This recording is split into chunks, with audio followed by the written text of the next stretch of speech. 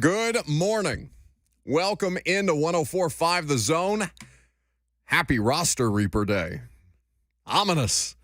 Not something to celebrate, of course, but a pretty significant day on the football calendar. All rosters across the NFL have to be down to 53 by 3 p.m. Central Time. Now, of course, those things will be done well beforehand, but they've got to be submitted to the league by that point. I assume we'll have news throughout the course of the morning, so stick around. We got you for the next 3 hours before we turn things over to Blaine and Mickey. Now, I assume Blaine Bishop is going to be here for that, yes? For Blaine and Mickey? Yes. 1 to 3 p.m., 104.5 The Zone, weekdays. What happened? Wasn't Blaine supposed to be here at 11:20 today? What happened? They had a conflict. What's the conflict? I don't know. That's his business. Should we just call him at 11:20 anyway? Be like, Blaine, where are you right now? Not even talk to him about football. Because I had planned to talk to Blaine Bishop, the hitman, about football today. Well, what do you want to talk about then? How about high school football? I might ask him what his favorite animal is. I don't know what I want to talk to Blaine Bishop about, but I plan to call him at 11:20. We still may do that. Who's to say? What do you think his favorite animal is? It's a good question. Bert asked me what I was going to talk to Blaine about last night on Primetime, and he said you should throw all kinds of random questions at Blaine just to see where he goes with it. And then he suggested, because he wants desperately back on this show. Who? Bert. He suggested that we implement a new segment to allow him to be a part of the show without actually having to be here, basically so he can mail it in. He wants to do a prize drawer question, like we rummage around in a fake prize drawer for a bunch of pre-recorded Bert questions, but we don't get to know what he's asking, which is not, it's like Russian roulette, basically. I like that. Do you? Yeah. You shouldn't. It puts you and me directly in harm's way because God knows what he'd do to us. But he may be in a more spiteful mood this morning. Bert? Yeah. What'd you do to Bert? I jump scared him. You what? No, you didn't. I jump scared him. I finally got him back.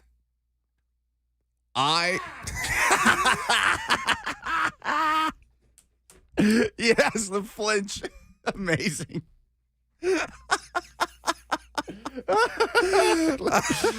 at him scamper out of the studio. I can't. Damn it. My hand was hovering over the dump button. What? Didn't need it, though. Didn't need it. That man has been under that console so long. For like 7 minutes. Everybody played along with the bit, too. I'm walking up the ramp at 9:58. I need Bert to let me in the building because I've forgotten my key card again. And everybody said that Bert was in such a mood. You sold it pretty well. You were conspiring against me the whole time. I don't know what you did to Bert, but you called him and something pissed him off and he was hot about it. And so his revenge was to get under the console and just wait for you to get here. So he keeps bringing me up on the morning show, and I keep getting tweets about it, like at random times. So I'll be scrolling through my timeline, and it's a mix of, whatever you've nuked me with that morning, like who's further along in their development, Kenny Pickett or Malik Willis. I'm still getting tweets about that. Thank I you love very how much. adding Desmond Ridder to that poll would have made any difference whatsoever. It would have made a slight difference, yes, and not still get me replies on Tuesday a week later. And so there was something that they were talking about this morning that I didn't hear, and so I thought it'd be funny to jump scare Bert in my own way. So I have the hotline number, the line that we use for guests when we call in. So I called him. He picks up the phone like it's a normal caller, and I just mother bleeped him up and down. Just didn't say anything to him, didn't say, hi, how's your morning? Say, hey, Bert, this is Buck. Just started tearing him a new one in the middle of the segment. And he got legitimately shook. I hung up on him. He called me back right away from his personal cell. He's sending me texts. He's frazzled. He's rattled.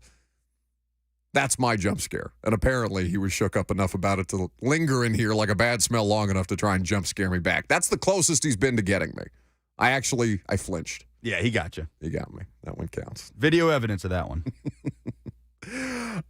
So Bert needs his own show big time, says T. and Berg. What the hell would he talk about? We can't give that man any more airtime. You remember what happened the last time we let him have any extended airtime? No, we can't do that again. We don't speak about that.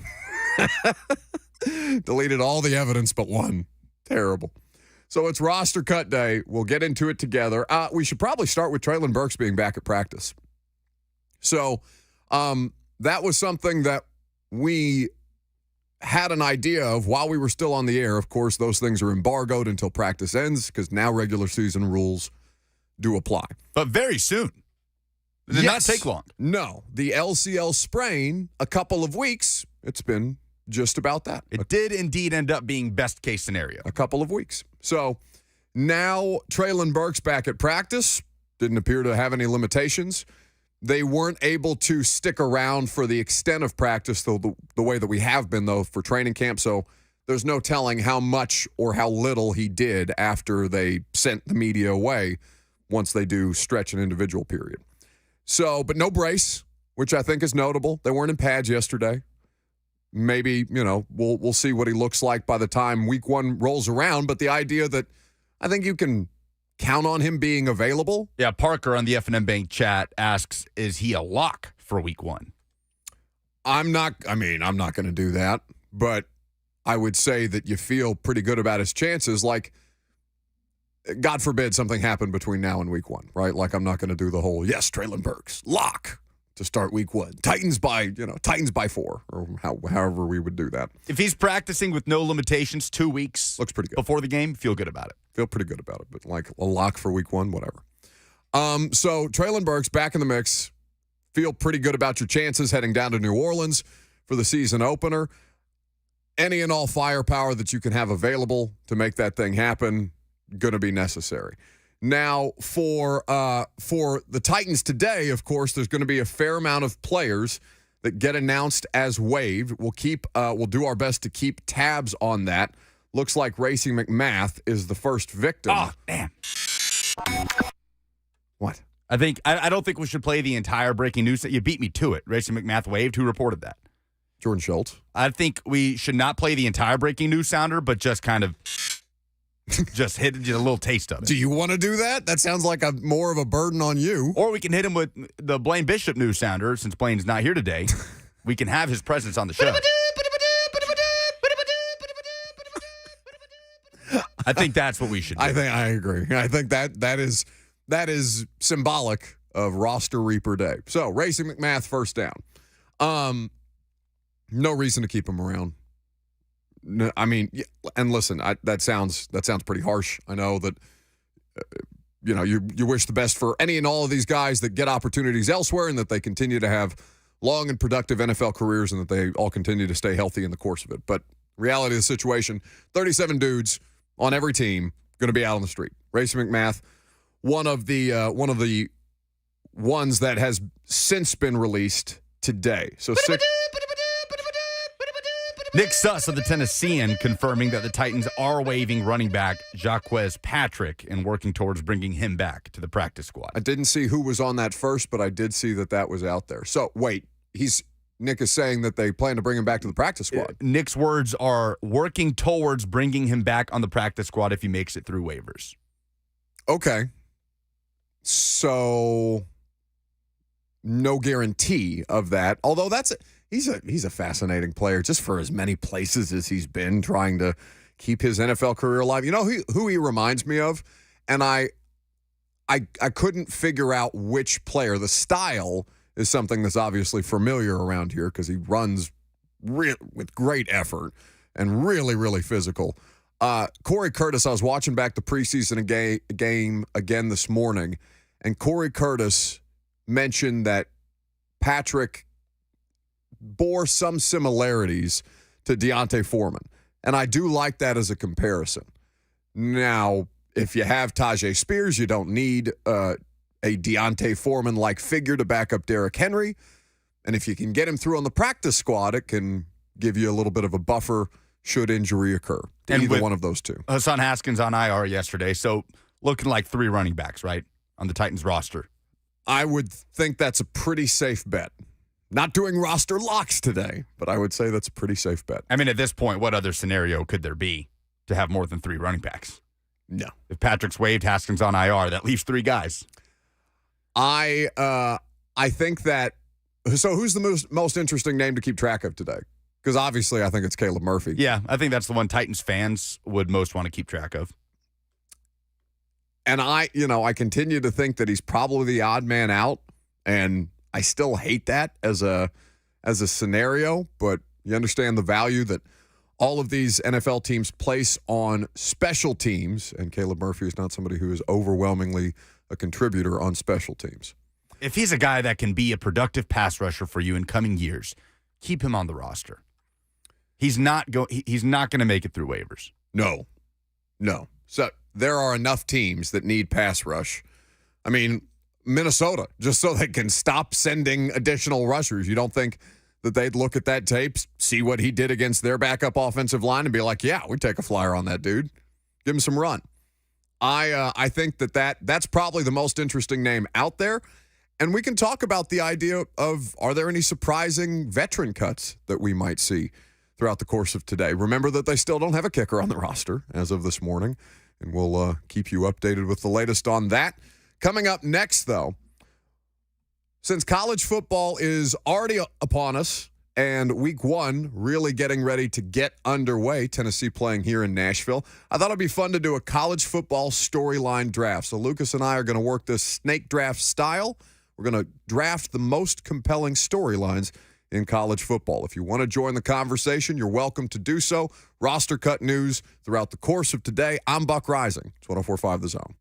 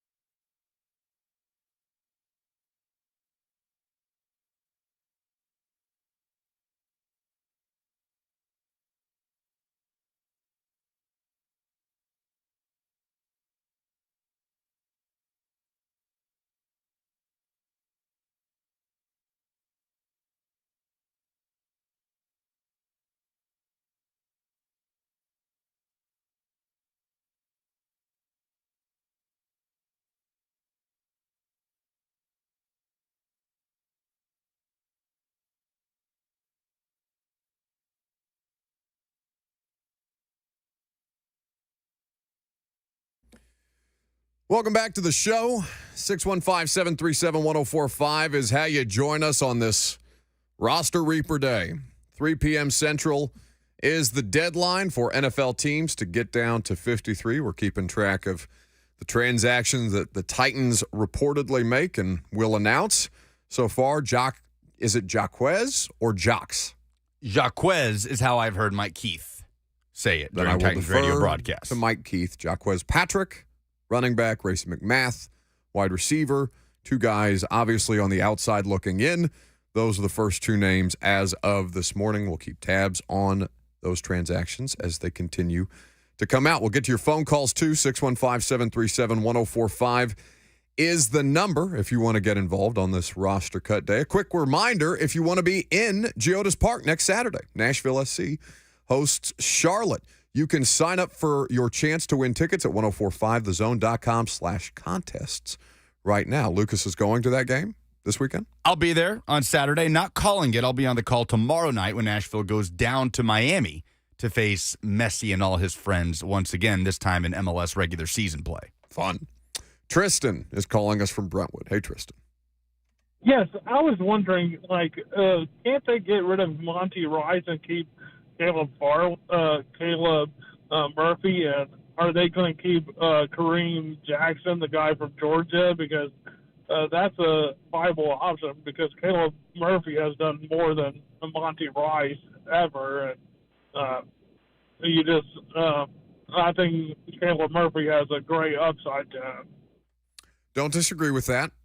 Talking about Kearis Jackson. Kearis Jackson, not Kareem Jackson, former, Denver Broncos defensive back Kareem Jackson? Kearis Jackson, undrafted rookie wide receiver from Georgia, is who he was referring to. So, Monty Rice, I don't think that, if Monty Rice came out as a cut or an injured reserve situation today, one or the other, wouldn't surprise me.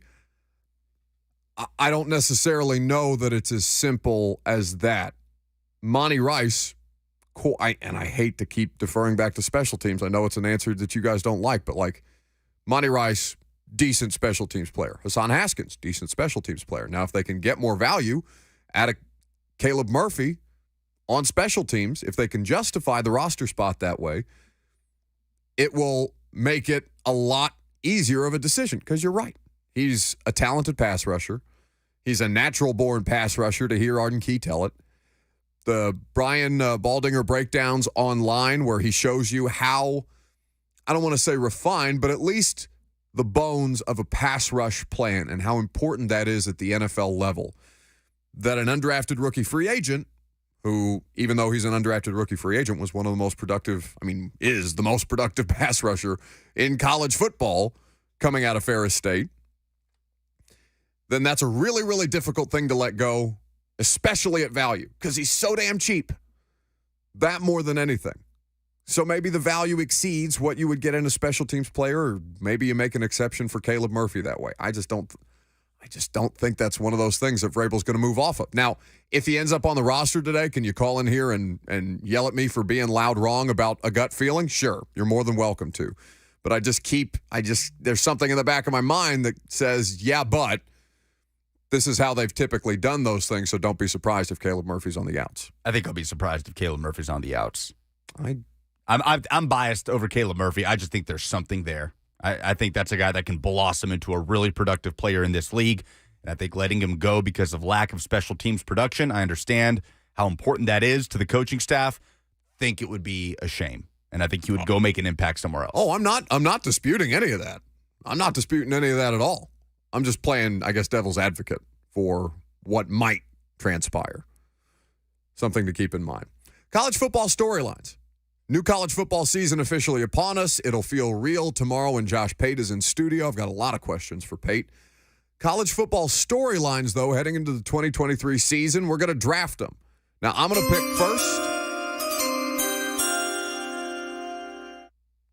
Had to be done. Does it? Yeah, there was no choice. I don't understand how you have these things ready to interrupt me at any given point, but when we actually need them, they're nowhere to be found. That's how this works. Okay. So, yeah, you'll hear that music. I'll make the first pick. Lucas will get 2. We'll snake draft this thing, and we'll go from there. So, college football storylines that I think are the most interesting. Nick Saban and Alabama's offense.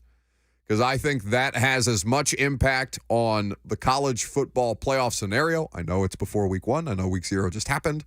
And to talk about college football playoffs, super premature. But if anything can impact what the Final Four looks like this year, I think it's Alabama's ability or intention to get back to playing a style of football that Nick Saban is probably vastly more comfortable with. Because they've got the offensive line to do it. They've got the stable of running backs to do it. And if their quarterback can just be a passenger on their ride to success and they just go through and chokehold everybody to death throughout the course of the season, not high-flying, not, the best quarterback that you've ever seen, also playing for the best college football program that's existed in the last 25 years of football, I think that Nick Saban and the Alabama offense are probably the most, beyond the quarterback, just the offense in general, how they dictate terms to their opponents this year, I think is going to be the most interesting storyline of the season. It was an uncharacteristic year for them last season, not just for the over-reliance on Bryce Young, the quarterback, but, discipline issues. They didn't seem locked in for certain stretches. The Tennessee game was a great example, giving up big plays in the passing game on defense. So, I agree with you. I think we see Alabama revert back to what we know of Alabama. It's not the first time people have predicted the demise of the Alabama dynasty, but it is the first time that people have made that prediction with a legitimate, fully formed powerhouse turning into a dynasty before our eyes on the other side of the SEC in Georgia. Like, people have said this before about Nick Saban in Alabama, that this is the end of the road, but there was nobody else to take that throne. Now there is, so it does make it interesting. So I'm with you there. But that was going to be my second pick, Nick Saban in Alabama. My first is who can prevent Georgia from being perfect in 2023. Not even so much who can unseat Georgia, because Georgia losing a game in the regular season, the way that their schedule favors them, will not prevent them from getting to the college football playoff. Georgia going 12-0 in the regular season and losing in the SEC championship wouldn't prevent them from getting to the playoff. When you look at losable games, what is it? It's Tennessee on the road. Georgia choked the life out of Tennessee last season. You're going to need to see something drastically different from the Vols to have a chance in that game. And it's the SEC championship, whether that's Alabama, LSU, whoever it may be.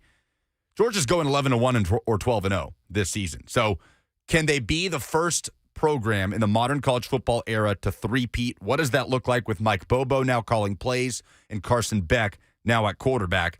And what I think is the best array of pass catchers they have had in the Kirby Smart era, with Brock Bowers and the transfers, Rara Thomas and Dominic Lovett and Lad McConkey, the ever-reliable Georgia wide receiver. So can anybody unseat Georgia on its way to a three-peat? That for me, is the number one storyline of the season, because you expect them to steamroll right through the regular season and into the playoff. If it does happen, it's got to happen there. I guess it's a snake draft. Yeah. Next, I'm going with Ohio State, getting over the Michigan hump. First question for Ohio State is who starts at quarterback. There's a battle happening there. I think Kyle McCord has been the favorite over Devin Brown, but I don't know that there's any clear separation at the moment. The second question for Ohio State is not just can you get past Michigan? That's the big hump for Ohio State and Ryan Day right now, but can you get past Penn State? Because I love what Penn State has this year. Defensively with Manny Diaz, the defensive coordinator, Drew Aller, there's a ton of optimism about what the former blue chip quarterback can do leading that offense. I think you could reasonably say, tell me if you disagree with this, that Ryan Day is in the most pressurized situation as a head coach in all of college football. Ooh. Can you give me a name that would make me concede and say, okay, yeah, it's definitely that guy? Well, Ryan Day is a better answer than Billy Napier, but Billy Napier also seems to be under a pretty decent amount of pressure in year two, and Florida is a program, notably, that when their boosters are unhappy, they tend to find ways to enact change. Now, they're not anywhere close to being in the same place, because to talk about the level of pressure that Ryan Day is dealing with, it's you have aspirations to win the Big Ten. You have expectations to win the Big Ten. You have expectations to be back in the college football playoff. You have one of the most passionate, rabid fan bases in college football who's already kind of, I don't want to say like one foot out the door on you, it feels like a little bit. You're talking about Ohio State's fan base? Ohio State's fan base kind of like, or maybe not 1 foot out the door, but just like lukewarm on him. I'd say with an eye to this year. Like, you're going to have the crazies that after Ohio State lost to Michigan say fire Ryan Day. But I think the most reasonable Ohio State fan is not quite there yet, but has an eye towards that Michigan game at the end of this season, saying you better get that done. Ryan Day's 45-6. That's really good. As the head coach at Ohio State, he has 2 Big Ten championships, 2 college football playoff appearances. Yet, in each of the last 2 years, obviously Michigan has won that matchup in the regular season and has won the Big Ten and gone to the playoff. Let's say, in a hypothetical scenario, Ohio State falls this year to Penn State and Michigan in the regular season. They go 10-2. Would Ohio State fire a head coach with a 55-8 overall record? I think there is very much a scenario where Ohio State goes 10-2 with losses to Penn State and Michigan, and Ryan Day is done, which is insane. I don't know that there are many other programs that you can say that about. I think you could say that about Ohio State, especially a 3rd loss in a row to Michigan. Yeah, that'll do it. That'll do it, with the loss to Penn State being the cherry on top, if that were to play out. That's where my next draft pick is going to be. Michigan. Not just because of their on-field efforts, but because Jim Harbaugh seems to be now actively going at the NCAA. Did you see his press conference yesterday? Yes. So Michigan self-imposes a 3-game ban. Mm-hmm. He is, because of the recruiting violations that the NCAA was not a fan of. After the NCAA tried to give him a 4-game suspension, Michigan said, no, we're not riding with that. We're going to self-impose our own suspension on him. Now Jim Harbaugh, instead of talking about his week 1 opponent, opened his Monday press conference with a 6-minute statement advocating for revenue sharing with student athletes. Jim Harbaugh, not only did his university say bleep the NCAA, but Jim Harbaugh is now sitting up there at his opening week 1 press conference saying, double middle fingers, I think that we should have revenue sharing with the players. What do you think of that, NCAA? To be fair, that to me is more interesting than Jim Harbaugh talking about an 11 a.m. East Carolina matchup. No offense to Robert Walsh. Also, no, every offense to Robert Walsh this morning. But I think that is really a scenario that could be fun to see how it plays out, because if Michigan, I don't know, Michigan as a college football, like as the champion at the end of the year, seems like a pretty unlikely scenario. Given that Georgia, given Alabama, given even LSU, Ohio State, like Michigan, I don't think anybody would be comfortable saying definitively, yeah, I feel like that's going to be the national championship at the end, national champion at the end of the season. They have to show more than they have in the playoff. I love the idea of Jim Harbaugh going on a playoff run and having to interact with NCAA officials at some point while he's accepting trophies and things like that and playing on their sports biggest and most profitable stage, while all the while advocating for revenue sharing with the players. That would make me very, very happy. I love that. My second pick in this snake draft, we're drafting college football storylines ahead of the 2023 season, is Caleb Williams. Can he live up to the hype? It's difficult, right? Even for Trevor Lawrence in the year that he ended up coming out, because we do this, and I say we, collectively, media fans, people that consume college football, we hype up the holy hell out of athletes heading into a season, and when they even fall remotely short of expectation, we bury them, or we start to question them, or we start to swirl narratives that probably were unfair or unrealistic to begin with. Caleb Williams is, by consensus, the best quarterback in an improved quarterback draft class. I would say it's gotten consistently better in the last couple of years. Malik Willis, Kenny Pickett being like a low point in the last couple of draft cycles, and now this is the draft, right? Caleb Williams, Drake May. We'll talk about Spencer Rattler, I'm sure, a lot throughout the course of the SEC season. There's a bunch of other names on that list. But Caleb Williams is the most talented among them. He's playing at USC for Lincoln Riley. That should lend itself to further bringing out the best of Caleb Williams. But also, is it him or the field as Heisman Trophy winner? Can he repeat? And would you take him before the season, or would you go with the field? I'm almost always inclined. That's a question I'd like to ask Pate tomorrow, to be honest, because he'll have a better grasp on that than I would. I think he'd probably go with the field. I would also go with the field, just typically. It's really, really hard to repeat that way. Yeah, and for him to be viewed the same way that he was last year, which is more phenom. Now the phenom part of it is the expectation. Pop college football quiz for you, which we haven't done in a while. The only college football player to repeat as a Heisman winner is who? Oh. It's not Tebow, is it? No, Tebow only got one. Who is it? Archie Griffin. Okay, yeah. Ohio State legend. Not going to get that. Peyton in the F&M Bank chat says, hold your horses, Lucas. Ohio State does have a road game at Notre Dame. Sam Hartman looks like he's the best quarterback Notre Dame has had in the last 10 years. That's definitely an interesting wrench in the Ohio State schedule discussion. I cannot wait for that game. But my next pick would keep it on Caleb Williams, but zoom out a bit with the last ride of the Pac-12. Really the last ride for college football as we know it. This is a bittersweet year for college football fans. Oklahoma and Texas, final season in the Big 12. USC, UCLA, everybody else, final season in the Pac-12. Last year of a 4-team college football playoff, which we've gotten used to since 2014. This is it. This is the last ride. And I am fascinated by the Pac-12. It's part of what makes the destruction of the Pac-12 so disappointing and sad to me is because it's going to be so fun this year. I mean, just the list of quarterbacks alone. Caleb Williams, Michael Penix in Washington, Bo Nix, who comes back to Oregon, Cam Rising trying to lead Utah to repeat as Pac-12 champs, DJ Uiagalelei at Oregon State, Shedeur Sanders, and the whole Deion experience at Colorado. The Pac-12 is fascinating this year, and that's not even including UCLA, who named its starter at quarterback. It is not 5-star Dante Moore. We'll see if we see him at any point this season. But the question there is, can any of those teams impact the college football playoff race? It'd be easy to say USC is the most likely to, but I'm sorry. I'm writing off USC as a playoff contender until they show me they can put out a damn defense.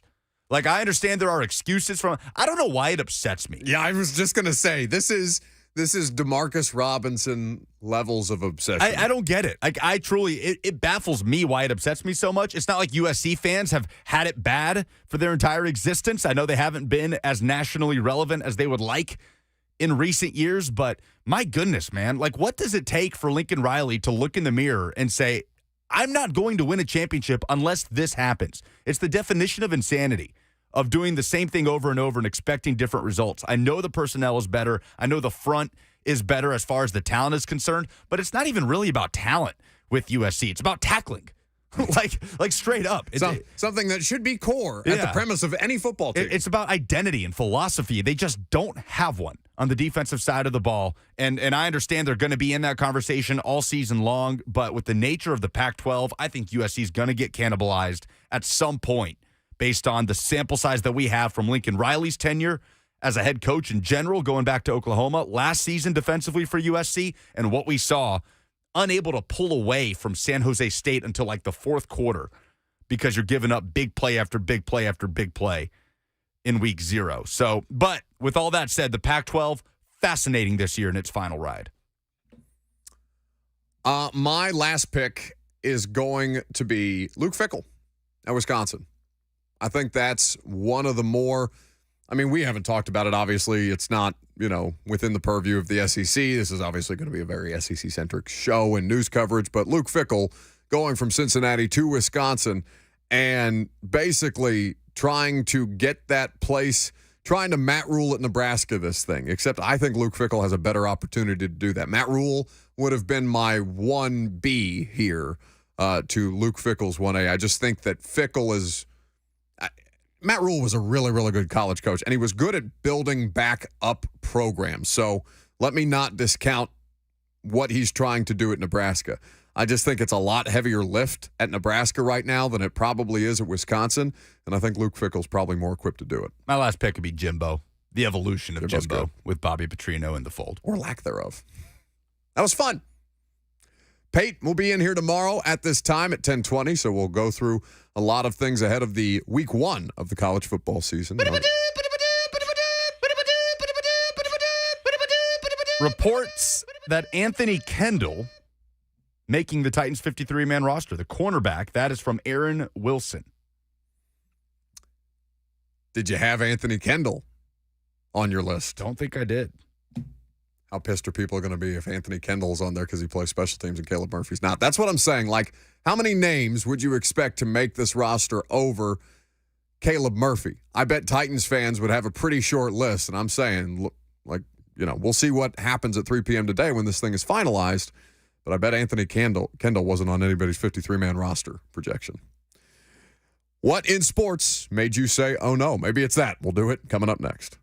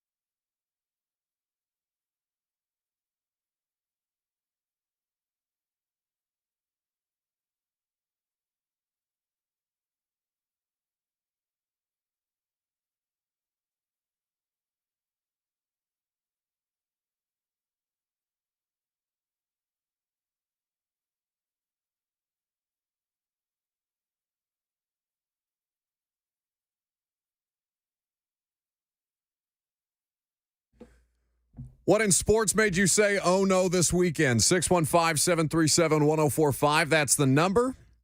Titans roster transactions continue to trickle through. We'll keep you updated with the latest. Meanwhile, let's go ahead and do it. Oh no! Oh, no! Oh, no! Oh, no.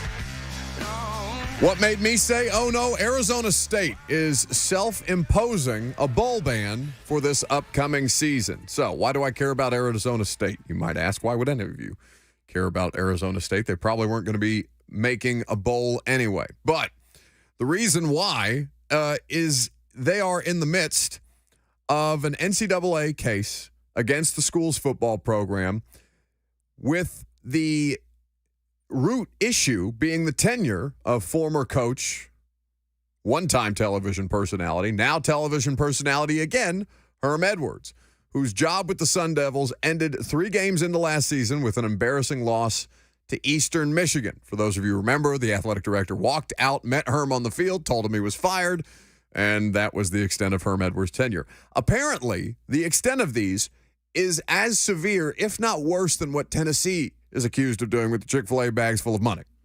So apparently Herm went in there for a couple of years and just wrecked the place from an NCAA liability standpoint. Walked out, left the program in shambles. Doesn't seem to be any worse for the wear. He's right back out on television. You know who I haven't heard be asked once about what's going on at Arizona State on national television? Herm Edwards. And you know who's paying for it? The Arizona State. The players. Unbelievable. Players, I mean, it's just so bad. Can we hear from, is Kenny Dillingham? Is he now the head coach there at Arizona State? Head coach at Arizona State. All right, let's hear from him. Control us. I mean, I knew today would be shitty. I mean, they receive horrible news on a Tuesday practice in the morning before we meet for special teams. So to think that 18 and 22-year-olds are going to go out and have a good Tuesday practice is absolutely delusional. But I think the guys battled. The guys did the best they could do. Was it emotional telling them that? Oh, yeah. You have a whole bunch of seniors who compete, and they can't compete there anymore. Can you know this was a possibility? I was informed this morning at 6:30 a.m. How did you find out? I met with Ray Anderson and Gene Boyd. Motivation is a huge part of coaching. So that's Kenny Dillingham talking about how his players were reacting to the news 5 days before their season. If anything was worthy of that TikTok sound, it's what's happening to Arizona State. Clearly frustrated, Kenny Dillingham. One would understand. Cannot even imagine what that must be like. There's no reason to do that. There's just no reason to do that anymore. That is cowardly from Arizona State admin. My oh no of the sports weekend, Colorado Rockies security. What happened here?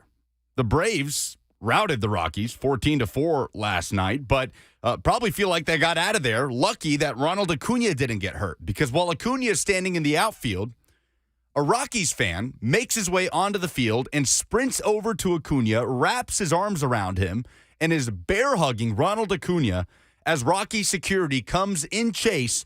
And the way that security runs into Acuna when trying to grab this fan away from him, and then another fan runs onto the field going after Ronald Acuna. Another security guard comes into the fold, and next thing you know, Ronald Acuna is being pulled every which way by security, by fans that won't let go of him. He gets table-topped when the security guard comes in trying to pull the fan off of him, and he tumbles to the ground, and they literally had to drag these fans off of the outfield, kicking and screaming. It was one of the craziest field invasions I've ever seen in baseball. And very fortunate that Ronald Acuna comes away unscathed from this. But Colorado Rockies security, what in the world is this? Obviously, the fault goes to the fans as well. This is unhinged and psychotic behavior. But Braves fans have to be thanking their stars that Ronald Acuna walks out of that completely healthy, because that could have been an absolute disaster. I'm trying to watch it right now on ESPN. They have, like, after the fact, after they were clearing the field, is there video there has to be video elsewhere. But I sent it into the group. Oh, is it in the group? Yeah. Okay. That's hideous. I mean, like, can you imagine sitting there as as a fan, as a front office who's got, substantial investment in Ronald Acuna, just seeing him being ragdolled around by some poor security guard who probably, oh my God, I had the volume up. No. So, oh wow. So they T. Enberg on the FNN Bank chat says, I'm a Braves fan. This has been blown way out of proportion. I don't think so, man. Like, you know me. I have no vested interest in the Braves, and I think this is egregious. Blown way out of proportion. No, the dude is hugging Ronald Acuna and will not let him go. He will not let go. And then the other guy comes flying in from nowhere. Of course it's not being blown out of proportion. Stay the hell off the field. This is my problem. The way he gets pushed over the security guard that's down on the ground behind him and gets tabletoped, like, think about the worst case scenario that could happen there. If his foot gets caught under the guy's knee while he falls back. Like, the Braves are so lucky that nothing happened here and Acuna walks away and they were able to continue and finish the game. Because look at the dude being carried off by 3 security members. He's still trying to break loose. Like, he's unhinged. Yeah, it's crazy. What do you mean not blown out of proportion? It's crazy. The entitlement that people feel. Like, it's like people that shout nasty things at Russell Westbrook from the stands and then are surprised when Russell Westbrook has a reaction, or the people that throw popcorn or stuff like that. You remember that dude from was it the Jags or the I think they were playing in Jacksonville. It was a Seahawks defensive tackle. And some dude threw like a drink out of the stands. And this defensive tackle goes to scale the wall of the side of the stadium that object came flying at him because that pisses me off. It's unhinged, psychotic behavior. And the Rockies are the ones that allowed it to happen. Obviously, the fans are at fault, but that was a scary situation last night. And I have no vested interest in the success of the Braves. I'm just glad Ronald Acuna got out of that totally healthy. Justin Mello reporting the Titans are releasing guard Jordan Roos. Okay. So, do you think that's more because Dillon Radunz is going to make the active roster? Or do you think, Xavier Newman kind of took Roos's backup spot so far. When Daniel Brunskill went down in the preseason, it was, or when Daniel Brunskill was pulled out, either because he got banged up like in the last preseason game or when they were sitting the starters, it was Xavier Newman who took his place. Probably just doesn't play special teams. My guard's got to be gunners. That was actually a pretty funny joke. Well done by you. All right, coming up next, NFL trades are happening. NFL roster cuts are happening. We'll give you the latest on the Titans coming up next.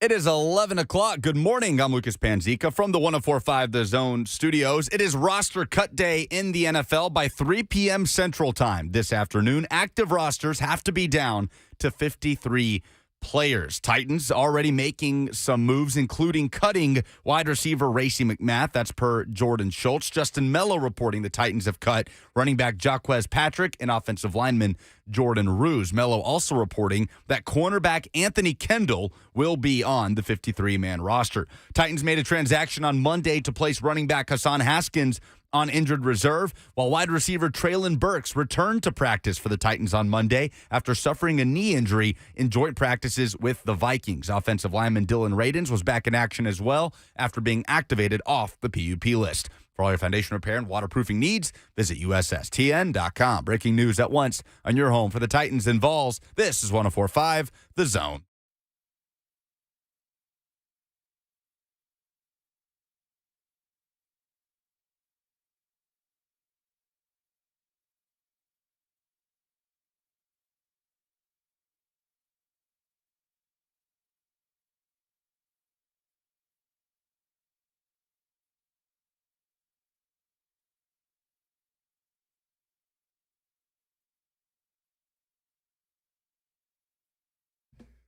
Good morning.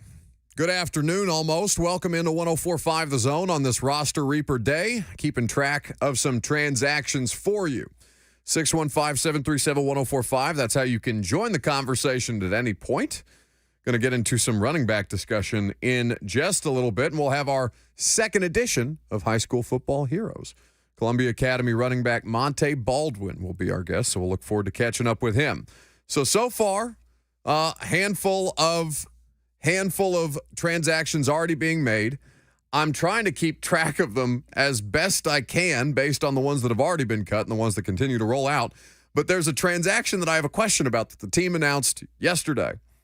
So they announced, Sunday, L.J. Davis, defensive back, and center James Murray were both released or both waived as of Sunday afternoon. That was a part of the Michael Badgley, Gavin Holmes, Zach Johnson sweep. But there's no James Murray on the 90-man roster that I have. There's a Jimmy Murray that plays center, so I assume they are the same people. That's probably a safe assumption. There's no L.J. Davis on my roster, but there's an Alonzo Davis. I don't know that that's a safe assumption at all. That one, I'm not sure. Okay, well, L.J. and Alonzo, I don't think either of them are here right now, but we'll just go ahead and assume that is the case. So, right now, Alize Mack, Gavin Holmes, Justin Rigg, Andrew Rupchich, John Leglew, Jordan Ruse, Jonathan Ward, Josh Thompson, Racey McMath, and Michael Badgley, all among the cuts. That includes the aforementioned Jimmy Murray and L.J. Davis, whose presence I cannot find on my 90-man roster. Did you mention Racey? I did mention Racey. Anthony Kendall, reportedly on the 53-man roster, the cornerback. Football Fred says no wide receiver cut yet. I'm praying Colton Dow can find favor. McMath is out. So, yes, there has been a wide receiver cut so far. In fact, there's been two, Gavin Holmes and Racey McMath. Colton Dow, do we think this bodes well for him? I'm inclined to think no still. Yeah, I'm surprised if he's on the active roster. I didn't think McMath, Holmes, Harrison, Dowell, I didn't have really any kind of expectation that they would make the roster over everybody's favorite, NWI. I don't think he's going anywhere. I know a lot of you are not thrilled with the idea of rostering Nick Westbrook-Akina for another year, but honestly, I don't think that there's that much to complain about if he ends up being fourth or fifth on your wide receiver depth chart. In fact, I think that's just fine. Is the wild card on the wide receiver depth chart for that initial roster Kyle Phillips? Because it's been reported, PK reported a 4 to 6 week timetable, was it, for Phillips when he got hurt in the preseason game in Minnesota? Mm-hmm. With an MCL injury. But you figure if there's a possibility there of him being placed on injured reserve, which hasn't happened, and we don't know whether or not that will, that could throw a wrench into things on what that initial 53 looks like at the wide receiver position. Well, and I didn't mention that Hassan Haskins, we did mention it earlier in the show, but just worth refreshing, that Hassan Haskins has been placed on IR, so he will not factor in. So your questions about, potential IR stays, Kyle Phillips is probably the biggest one since Monty Rice returned to practice yesterday, so did Treylon Burks. I mean, Phillips got hurt a week and a half ago. Yeah. And if it's a 4 to 6 week timetable, as Kaharski has reported, then I don't know, is it worth it to put him on IR and have to use one of those 8 activations? Or does he just miss the first couple of weeks of the season? We don't know. We haven't gotten a timetable otherwise. That's what they're I don't want to say risking, but that's kind of the gamble that they're making with Dillon Radunz, right? Radunz isn't going on IR. Radunz isn't going on reserve PUP. Dillon Radunz is back on the active roster. Now, his readiness is probably suspect, so you're already kind of doing that with one dude. Do you want to also do it at a wide receiver position where it wouldn't hurt you to have more numbers than less moving forward? And if you do that, does that mean Kyle Phillips and Kearis Jackson are on the initial 53? Because somebody's got to fill that role, punt returner, slot receiver, while Phillips is out, if he's not going to be on IR. So he would have to be on the active roster initially, then placed on IR for him to not be shut down for the year, is how that works. So he would have to make the cut, then they make the transaction to place him on IR, then they have the option to bring him back as they like. Or, as Lucas has suggested, they could go with the option where they just roll with him into the regular season, don't place him on IR before the initial cuts are made at 3 p.m. or the final cuts are made at 3 p.m. today, and just hope that he gets back within a time frame of, less than 6 weeks. So Hassan Haskins is done. Hassan Haskins done. Hassan Haskins not a part of the equation for this season. The other guys who are worth keeping an eye on, right? So Anthony Kendall is a gunner. Anthony Kendall had, I thought, solid performances as a defensive back. Vrabel brought him up a lot. So Anthony Kendall on the roster. Guys like Eric Guerrer. We talked about Caleb Murphy. This probably means that Julius Chestnut is on the 53. They also, we forgot to mention that they did cut Jaquez Patrick as well, the running back. So that is why the running back math is probably, taken care of. Yeah, reportedly trying to bring him back on the practice squad. For the time being. But in the meantime, he will not be on the 53.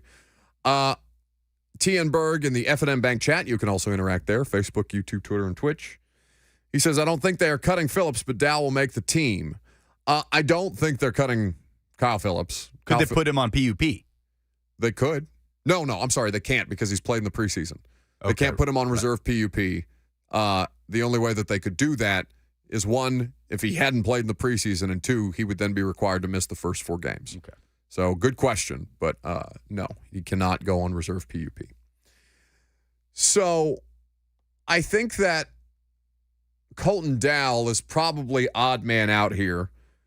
Another name that jumps out to me as kind of being on the outs. I don't want to say on the outs. That puts a negative connotation on it, but just outside looking in. Let's say Mason Kinsey, I don't think is going to make the active roster. If they were gonna roster one of these wide receivers, I bet it's Kearis Jackson over Kinsey. I'm certain that they're confident they can get Kinsey through to the practice squad. So, TN also adds, cutting your own picks doesn't look good. Yeah, I mean, it doesn't matter. He's a 7th-round pick. Like, dudes get cut all the time. Talking about Dow? Yeah. 7th-round picks are not any kind of locks to make the roster just because they were draft picks. They're not worried about what looks good. I mean, you say that definitively.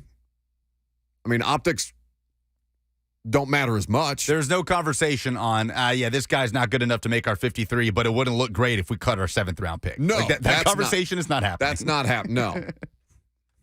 You're right. Somebody's. You imagine somebody walking into Vrabel? Yeah. No, we can't do this. Be like, Mike, I know you said you don't necessarily need Colton Dowell, but it's a bad look. It would be really, really appreciated if you didn't shine that light on the front office in their first year. It would be more collaborative, Mike, if you kept him around a little longer. But we've talked about this. It's fine for Colton Dowell to be on the practice squad. Yeah, that's fine. I mean, he looked okay in the final preseason game. He looked. I mean, I didn't think he looked rosterable in training camp. He improved throughout training camp. I thought so, and I thought he definitely has the right mindset. So those guys can find their way through. If he ends up being Nick Westbrook-Akina, that's a great success. That's a great success for Colton Dowell. So is he likely to make the 53? No. Does it make it any worse if he's on the practice squad as opposed to the 53 as a 7th-round pick? Yeah, it's not that deep. It's not like he's Des Fitzpatrick, right? It's not Des Fitzpatrick not making a 53-man roster and then getting put on the practice squad, never to be called up unless they just absolutely needed a body. And even then, the results were disastrous. Is he on a roster anywhere right now? I was looking that up as you were saying that. So, I don't think he is. So Dez did not make that initial 53 after he was drafted in the 4th round? No, he got cut. Man. But obviously he got called up at points. Yeah, I think his first Was it that Houston game? call-up was the Houston game where he was responsible for at least one of the 4 interceptions that Tannehill threw that day. I think definitely that, Colton Dowell getting cut theoretically would not do them any great harm. Yeah, he signed a 1-year deal with the Steelers. But he's still there. Oh, that's right, because we did a little thing. He had a good training camp practice or something We like that. knew he was there during OTAs, but we'll see if he makes the cut. I mean, deadline's obviously today. Kyle Pecco is a name that I'm kind of curious about. He's been here with them before. He's looked solid in the preseason. He's been on their active roster. Depth defensive lineman that I'm kind of keeping an eye on. Caleb Murphy obviously is going to be a big question mark in the middle of all this. Is there enough talent there to exceed any special teams value that he might bring? Monty Rice, as we talk about injured players who are on the fringes. And then somebody like Tyreek Jones, safety depth. Eric Garror, corner depth. Eric Garror is another one. But Anthony Kendall, it's not like they can't have a couple of depth corners, but if Anthony Kendall's on, is that enough to push Trey Avery down? Because that's the Trey Avery spot that I'm kind of thinking of, if depending on how many corners they keep. Avery surely makes this roster, right? I mean, they can only keep so many, so let's talk about the corners, right? You've got Christian Fulton, SMB, Roger McCreary. Are we counting Elijah Molden? What do you count Elijah as? DB. I'll include him. We'll say DBs for the purposes of this conversation, all right? DBs. So you've got Kendall, SMB, McCreary, Fulton, Molden. And then are you keeping Trey Avery as a 6th? Because that would push Eric Garror out. I don't think they're going to keep more than 6 defensive backs that way. More than 6 corners anyway. Elijah Molden will count as a corner for this exercise. He may go into the safety math as well, but it's not like that expands the numbers out too much. You're still talking about keeping somebody like Elijah Molden over an Eric Garror or over a Stephen Jones Jr., somebody who Mike Vrabel has brought up before. Otis Reese, how does he factor into this equation? Does he factor into this equation? Can he beat out Amani Rice because he's been more available? Eric Hike says Farley can go. I didn't include Farley in that conversation. Farley is on the reserve PUP. So he's going to miss minimum the first 4 games of the season. Then they'll have to figure out what kind of injury designation, if any, to move forward with him on. So he is not a part of the roster math today. Trey Avery would make the roster over Eric Garror. Yeah, I'm not disputing that, but you just said Eric Garror kind of, a little bit with your chest. Yeah, no, I just threw it out there as a fringe guy. Okay. TK McClendon Jr., another one that I think. Michael Drumford, we talked about him a little bit. There's difficult decisions on the roster. There's probably only 4 or 5 spots that are legitimately up for grabs. He had 2 sacks last Friday. 615-737-1045 is how you join the discussion. Who do the Titans on the fringes absolutely have to keep on the roster today? We'll talk about that throughout the course of the show as we get closer and closer to the 3 p.m. Central Time deadline. Coming up next, though, there's a deadline on a running back in the AFC South. Jonathan Taylor needs to find a trade by today or end up on the Colts roster this season. How much does Josh Jacobs getting a deal done impact his market? We'll talk about it coming up next.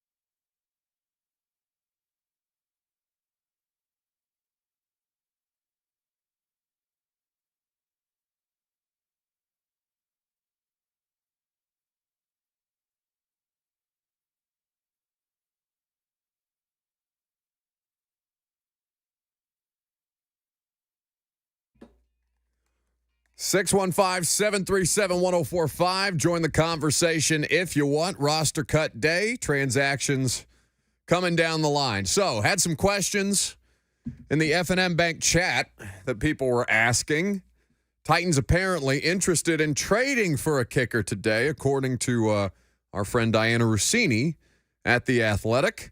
She had mentioned earlier this morning, kicker market is busy. Teams currently making calls around the league looking for opportunities to trade for kickers.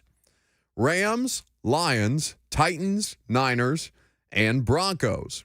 So that also comes with the news that a kicker trade has been made. The Denver Broncos have traded for kicker Will Lutz. So Saints trading Lutz to the Broncos, according to Ian Rappaport on it first. So that means Blake Grupe is now the kicker in New Orleans. Undrafted rookie who was almost accosted by Saints security during a preseason game, thinking he was a fan who made his way onto the field. That's right. And he'll be the kicker for week 1 against the Titans. And now the Broncos have their solution at kicker, giving up some draft capital to acquire Will Lutz. So, is that the kicker that was most available? Does that kind of nix the Titans' opportunity to trade for a kicker? And should they be trading for a kicker in the first place? There are still 2 battles at that position around the league where there's going to be some collateral, right? Like if Nick Folk does not win the Patriots job over Chad Ryland, the 4th-round pick, he could come available. Cade York is available, and there's a kicking battle in San Francisco as well. So there's no rule. Some of you guys were asking, and I just sent a quick text to confirm, but there's no rule that demands that they have to have a kicker on the roster today. Like by 3 p.m. today, there does not have to be a player at every position. So theoretically, they could have an active roster by 3 p.m. today without a kicker on it. Now, I don't know if that makes you feel good, bad, or indifferent, but it doesn't mean that there will not eventually be. Should we just say, bleep it, no kicker? No kicker this year. Just let Stonehouse do it. I mean, could it be that bad? They can't be any worse in the league. Who holds then? Oh. They've got 2 backup quarterbacks. Make one of them do it. Can he just punt it? Can he just punt it through the uprights? I mean, yeah. In fact, they're trying to get him to do stuff like that less. Let's just do that. Just go like that high school coach in, where is it, Arkansas, that just goes for it on 4th down every time? No. I'm saying instead of like a holder and a kicker, just punt it through the uprights. Better to ask for forgiveness than permission. He made it. That's not how it works. It's a touchback.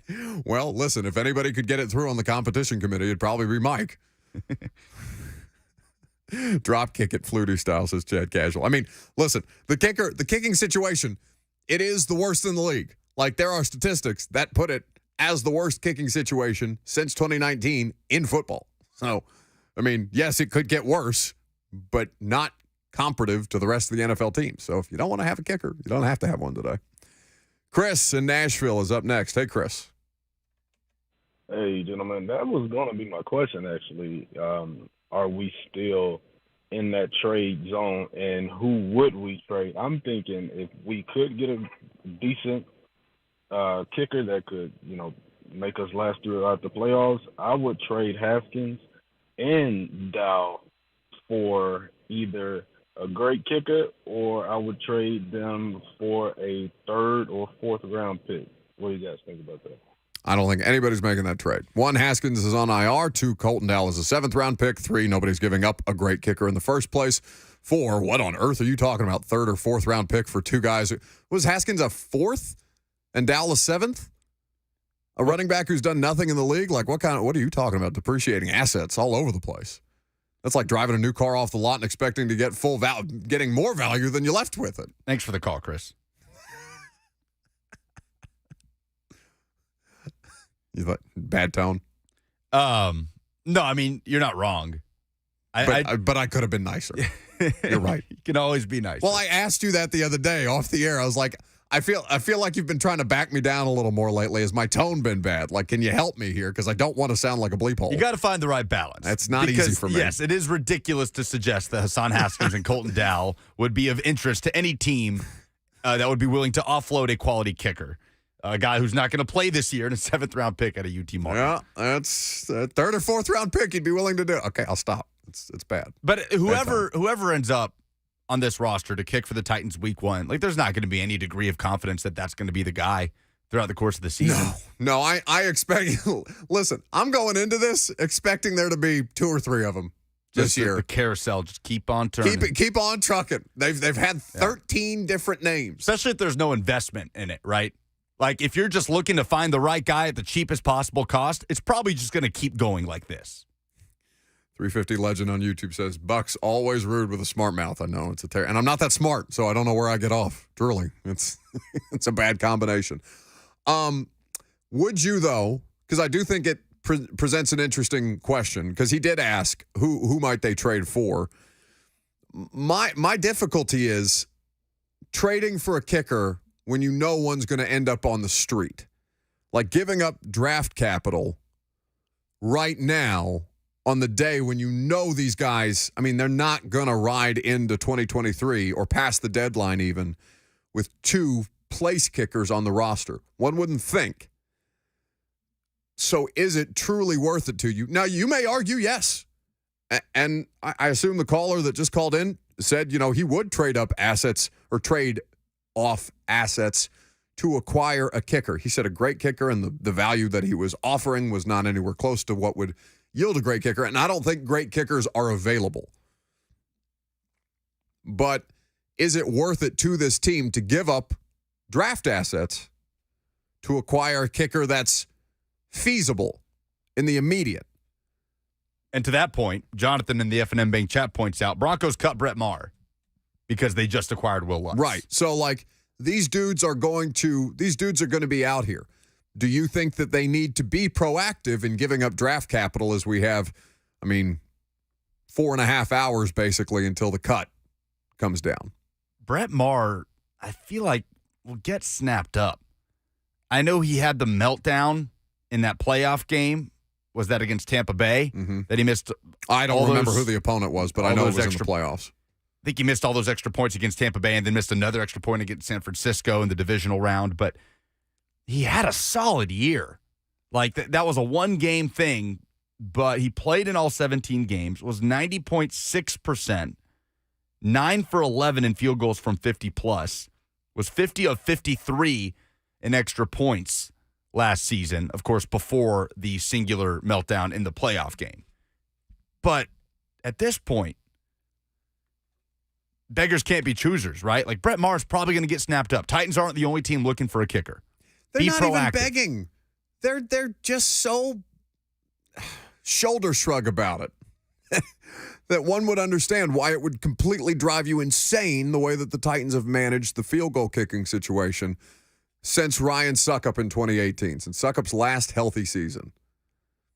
615-737-1045. Stephen King says, Tanny postseason, handshake emoji, Maher postseason.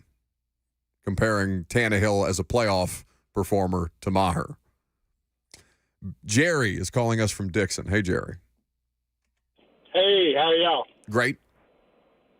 Good.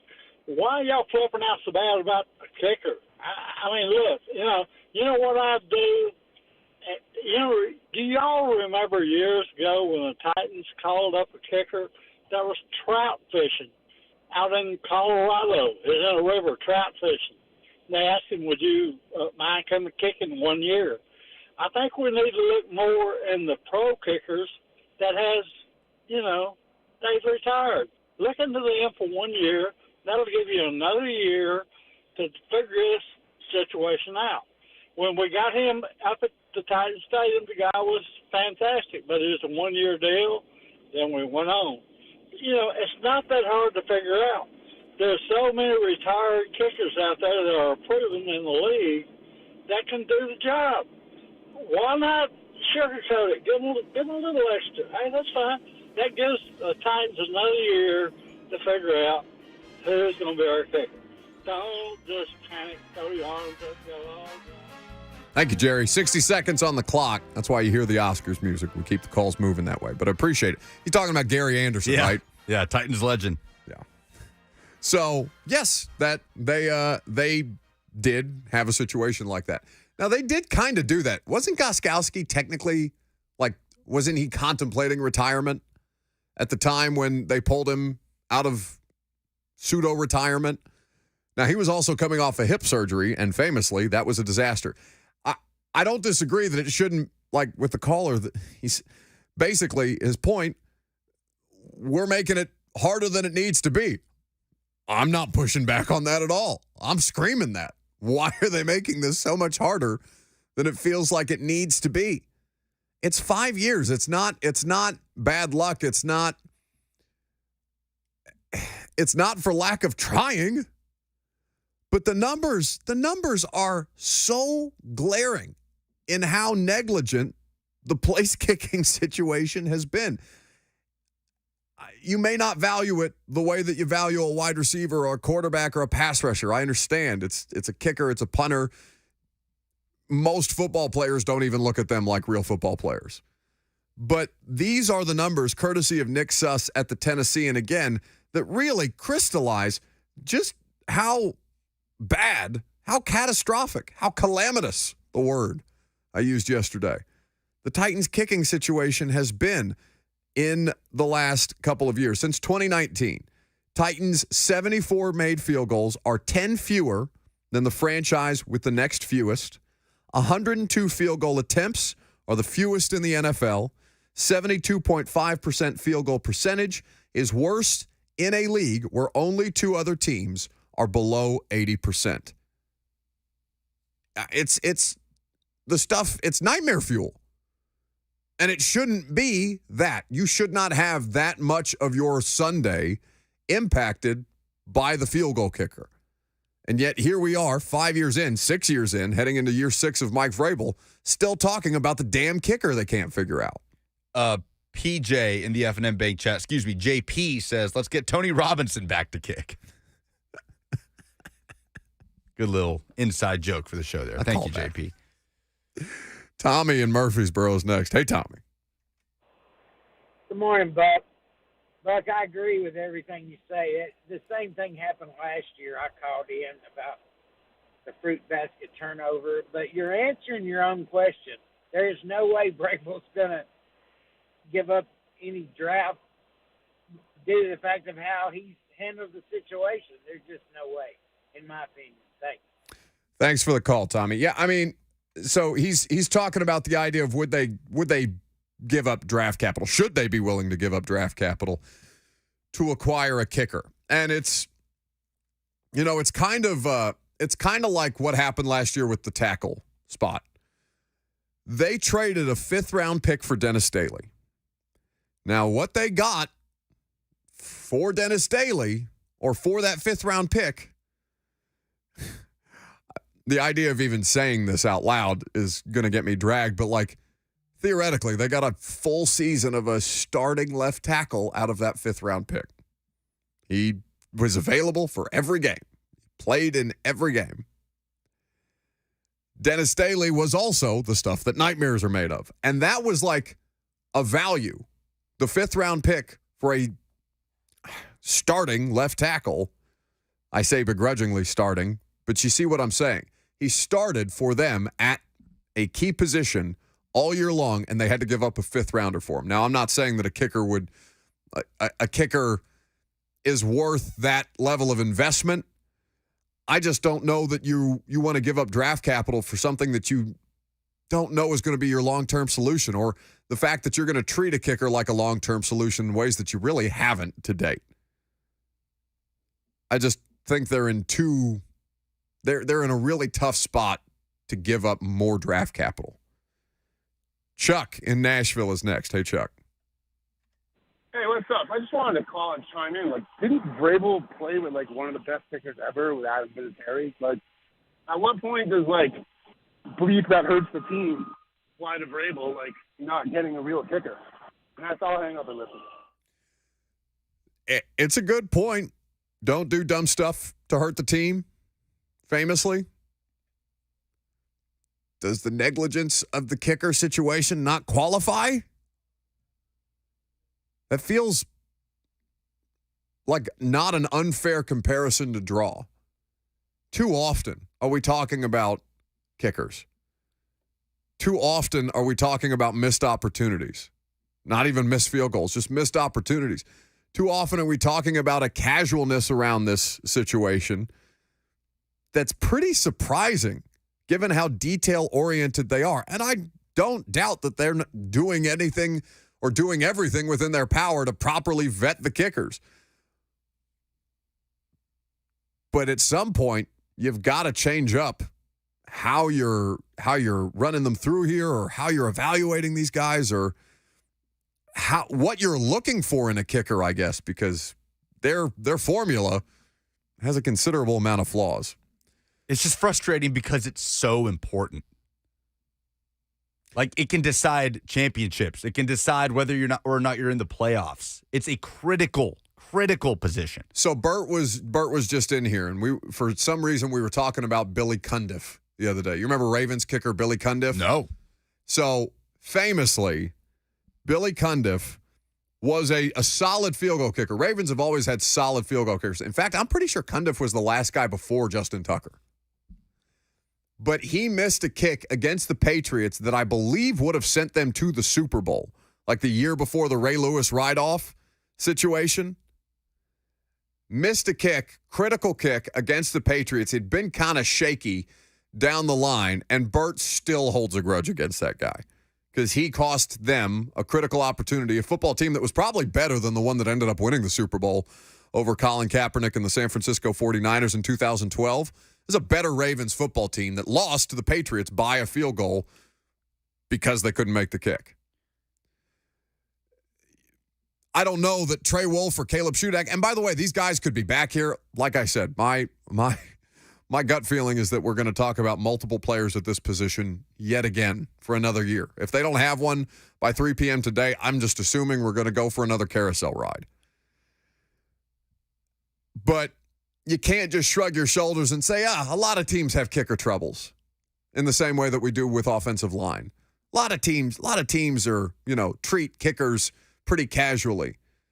Yeah, but they are literally the worst when it comes to the statistical production of the kickers. And it's costing them meaningful opportunities. Between Brett Maher or Mason Crosby, who would be more appealing to you? Maher, just because he's younger. How old is Brett Maher?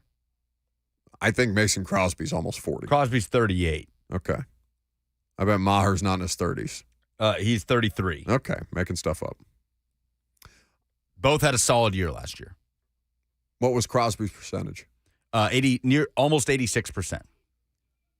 See, that's the thing. And Maher had the best year of his career from a percentage standpoint, over 90%.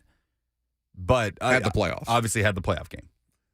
I mean, isn't Randy still out there? Like, Randy was fine last year. They cut him because he was going to make $3 million, or because it saved $3 million against the cap. And I know they were up against it, but you pay for what you get, right? Or you get what you pay for. It's a tough position to skimp on. But they paid Randy. They gave Randy a contract, and he was fine. He made 85% of his field goals last year. That's a hell of a lot better than they've been making them. Yeah, it just doesn't have the big leg. And they need him to be better between 49 and 40, basically. He was 6 of 8 between 49 or between 40 and 49. 615-737-1045 is the number. Our high school football hero, Columbia Academy running back Monte Baldwin, joins us next.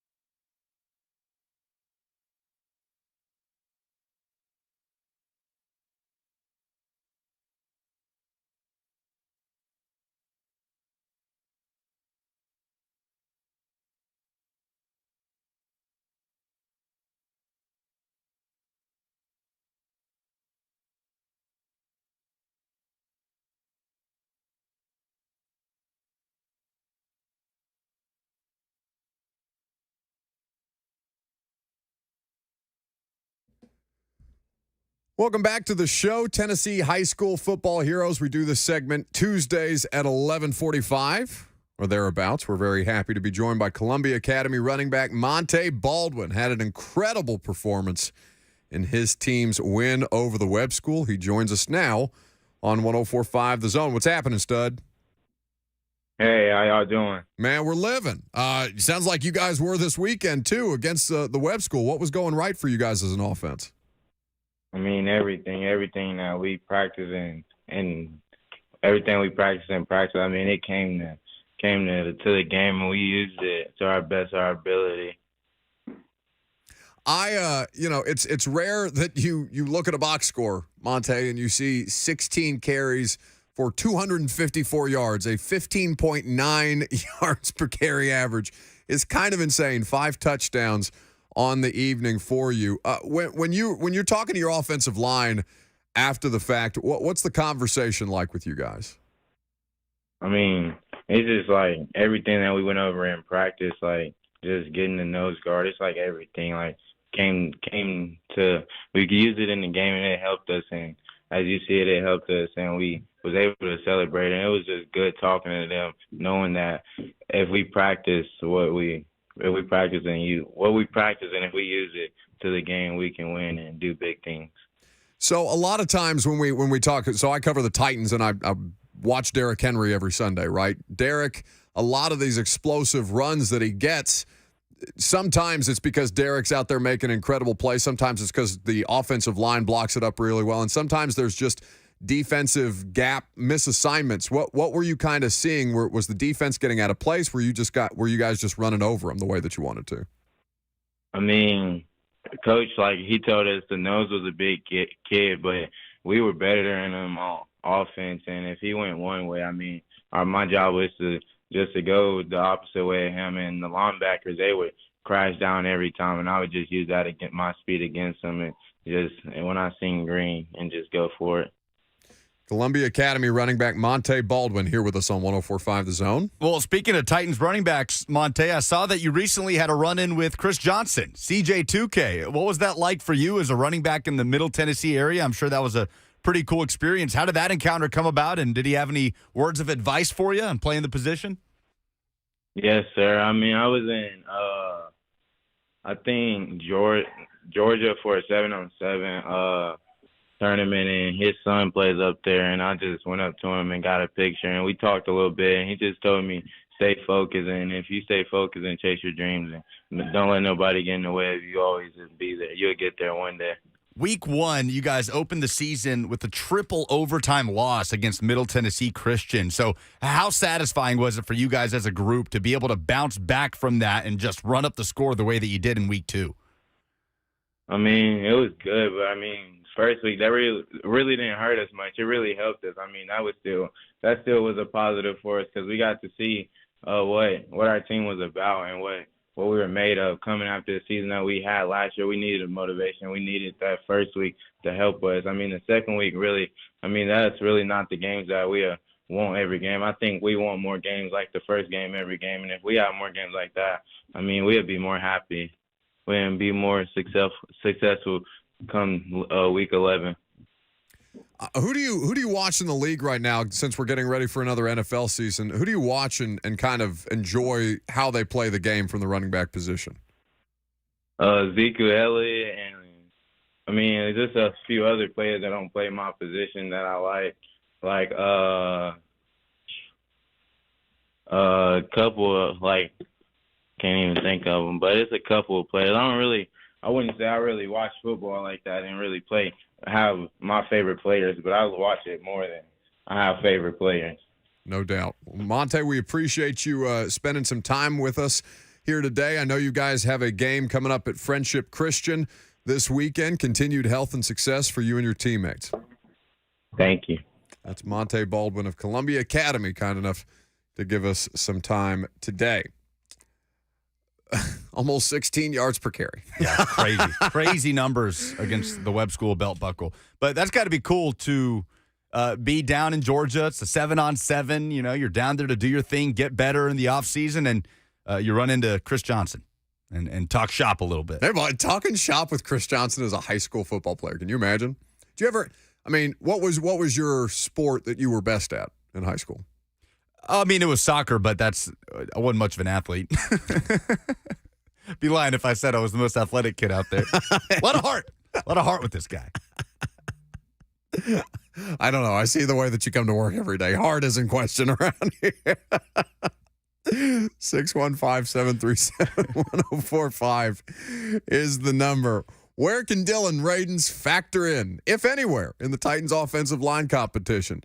He is what we're going to talk about coming up next. Meanwhile, we've got another 104.5 The Zone high school football game of the week. Lucas, I hear it's the Kevin Dyson Bowl. Is that correct? A bit of a Kevin Dyson Bowl. KD, the current principal at Centennial High School, the former head football coach at Independence High School, and they will meet Centennial and Independence at Independence for a Williamson County matchup. Blaine Bishop on that Independence coaching staff. Dexter McCluster is on that Independence coaching staff. A lot of former Titans in the mix here, but obviously it'll be about the players and it should be a fun crowd. We are on the air at 6:45. It's a 7 p.m. kickoff for the 104.5 The Zone high school football game of the week. We did not have one last Friday because of Titans preseason, so back at it for week 3, myself and Will Bowling.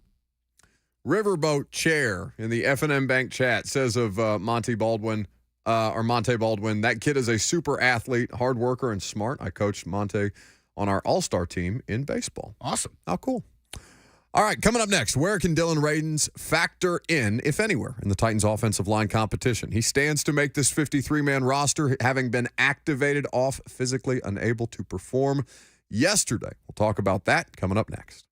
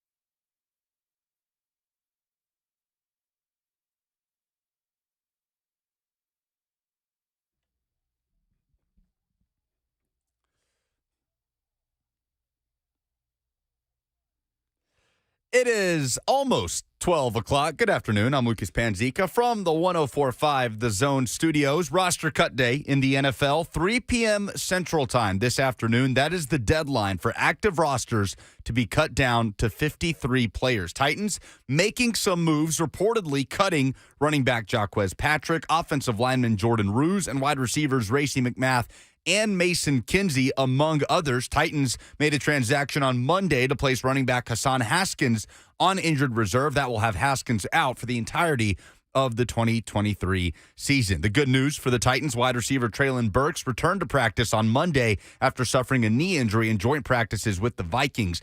Offensive lineman Dillon Radunz was back in action as well. He was activated off the PUP list on Monday. Kicker moves happening around the NFL. Titans remain without a kicker currently on the roster as Will Lutz traded from New Orleans to Denver, reunited with Sean Payton. That would leave Brett Maher on the outside looking in with the Denver Broncos. For all your foundation repair and waterproofing needs, visit USSTN.com. Breaking news at once on your home for the Titans and Vols. This is 104.5 The Zone.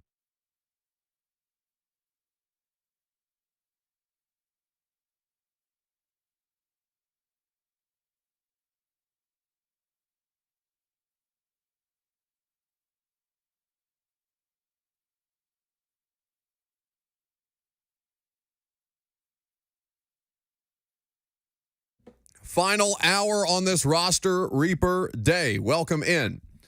Cuts coming out all over the place. You heard Lucas update you with the latest.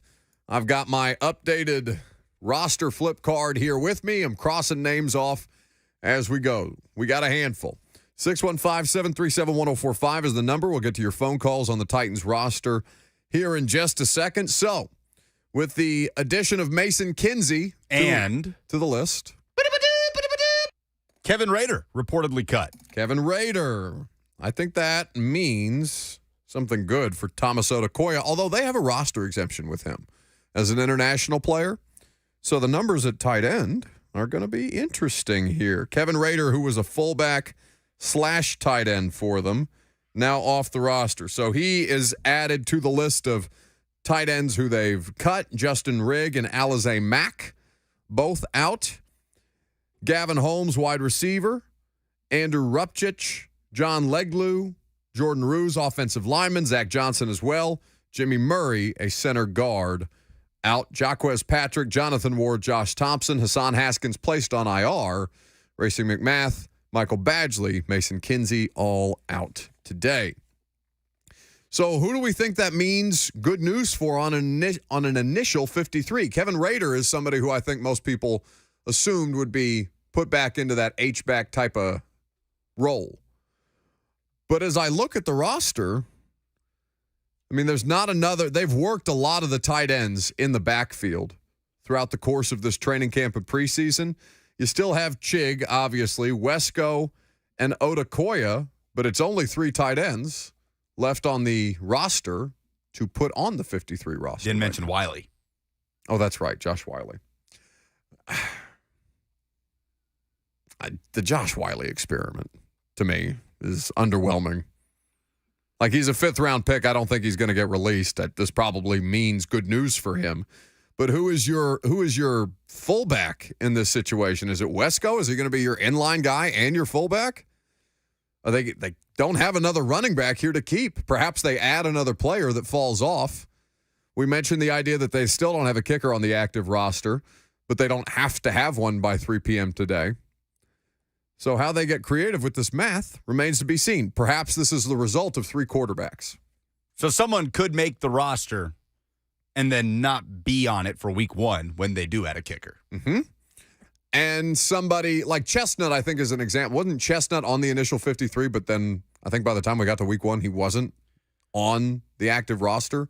I believe that's correct. I need to go back and refresh my memory. But situations like that occur, right? We got the better part of 2 weeks, basically, for them to figure this thing out. So just because Rader or, let's say Josh Thompson or one of these players isn't on the initial 53 doesn't mean that they can't make their way back. And by the way, if they slip through waivers, they can always be a practice squad elevation. So if they want Kevin Rader around, then put him on the practice squad. They can call him up for a game day. Jameson on the F&M Bank chat says, let him be a rookie, Buck, talking about Josh Wiley. Okay, that's fine. I mean, he wasn't like he had a fine camp. It was okay by his head coach's own admission. He had some rookie moments in the preseason. Sure. I don't think he's as bad as that first interception in Chicago. The interception off of him from Malik in the third preseason game wasn't his fault, really. It was a poorly timed throw. I think expectations for him always needed to be tempered. Immediately talking about him as a red zone target, he can be that, but he didn't do a ton of that at Cincinnati. He's a wide receiver. Like, it's going to be a process with Josh Wiley. Even the blocking. Like, they wouldn't put Chig on the field. It felt like in a meaningful role until basically November because he wasn't as well-rounded as they needed him to be to justify him being out there over Swaim. So in that same way, I have little to no expectation of Josh Wiley contributing in a meaningful way on offense this year. Clouthouse says rookie tight ends take longer to develop. Now that is an accurate statement, and it's did you know that Chig led rookie tight ends last year in receptions and touchdowns? I was shocked by that. I'm trying to think of what the tight end draft was in 2022. It was obviously really good in 2023. And it'll be interesting to see who tops that list between Dalton Kincaid and Michael Mayer and that group. So let me give you some names. Trey McBride went to the Arizona Cardinals. You've got Chig here in the 5th round. Jelani Woods to the Colts was the second tight end there behind Mo Alley Cox. Greg Dulcich. Did he get hurt with the Broncos? Either way, it wasn't a marquee group coming out. Jeremy Ruckert for the Jets. Like, there are names here that... Chig was productive. Jim says, sounds like Buck has some behind-the-scenes info with Wiley. Behind-the-scenes info or overreaction?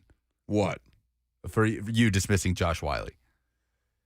Oh, I mean, I don't think Mike Vrabel said that. Mike Vrabel's answer to the Josh Wiley, did he have a good camp thing, was basically a shoulder shrug. It's not behind the scenes. I mean, I guess it's behind the scenes info. I'm there.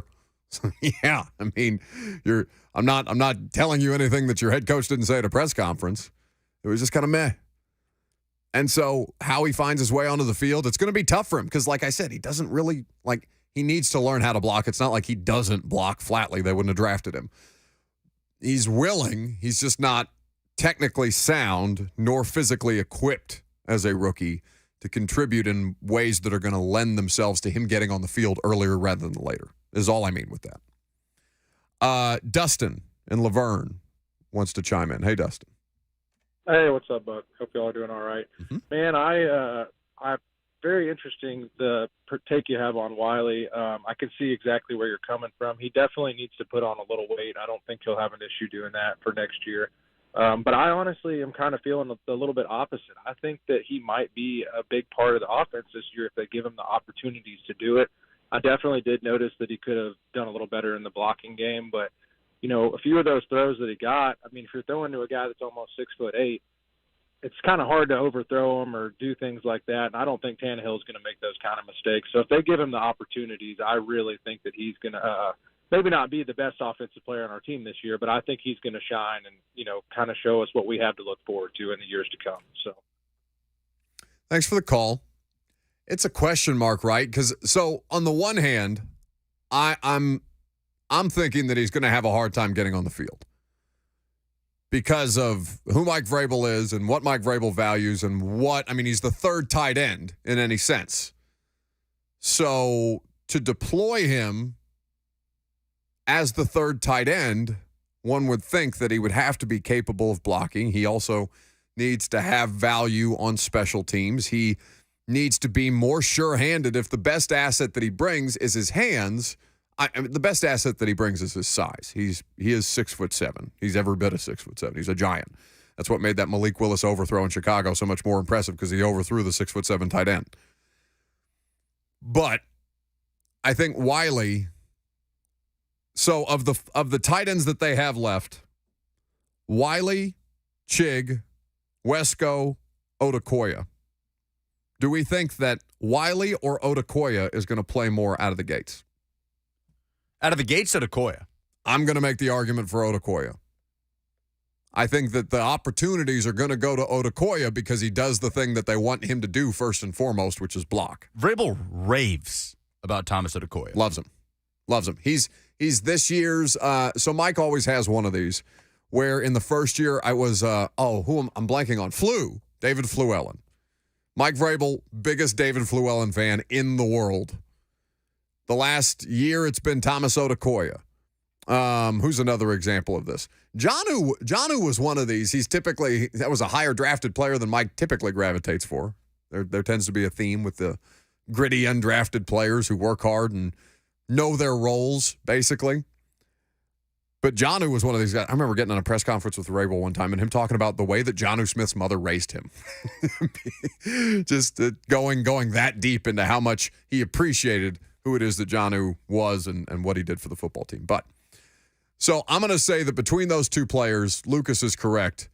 Odukoya is going to see more playing time early than Wiley will. How Wiley, responds to the strength and conditioning program in the season, his availability throughout the course of the year to take advantage of those opportunities and when they might present themselves, how he earns those chances on the practice field. That all matters here. But I'm inclined to think that in a 3 tight end set, they're going to have that third tight end out there to block, and that blocker right now is Odukoya. Has there been a cut around the league that has surprised you or caught you off guard? To be honest, beyond kickers, I haven't really been paying that close attention to other teams just because, I want to make sure I'm keeping track of all of the ones here locally, first and foremost. Just kind of scrolling through some names. There's not one that jumps out immediately. Do you have one? Is that why you're asking? Well, I'm interested in Christian Kirksey getting released by the Texans. Linebacker? And maybe that was a cost-cutting move. But Kirksey played a huge role for them last season, had a really productive year. And I don't know that is someone the Titans would look into because of what that would cost. But that would be a fascinating pairing with the Azeez Al-Shaair, would it not? Instead of Gibbons? What's he cost? See what Christian Kirksey was making last year. Jalen Smith, it's not surprising because Jalen Smith's NFL career has not been what his draft pedigree was. He got cut as well. I mean, ever since that injury was it a Fiesta Bowl that he got hurt in, that he played in at Notre Dame? Like, I really thought that dude was going to be the next great inside linebacker, like the next Luke Kuechly or something like that. He was nasty at Notre Dame. Kirksey was on a 2-year, $10 million deal with the Texans. They weren't willing to pay $5 million for he's 30. David Long. I don't know that they would spend. They're not paying that much, and I'm not saying that he would get $5 million a year should he sign with the Titans, but they're not paying that much for Al-Shaair. They didn't pay that much for David Long. I think they like Gibbons enough to keep him in place rather than bring in a guy. I don't know if there was any crossover. I don't think Kirksey's been in the league long enough to have crossover with Vrabel in Houston. But if my gut feeling on that is if he's not a good enough defensive player for DeMeco Ryans, I don't know necessarily that I would be jumping to snatch him up if I was Mike Vrabel or Shane Bowen in this situation. I do think that there's a lot of interesting discussion to be had around the offensive line group. Some cuts have already been made. 5 specifically on the offensive line as we sit here today. Where does Dillon Radunz factor into that competition? We'll take your phone calls on that, 615-737-1045, as well as the rest of your reaction to the Titans roster cuts. Coming up next, I'm Buck Rising. It's 104.5 The Zone.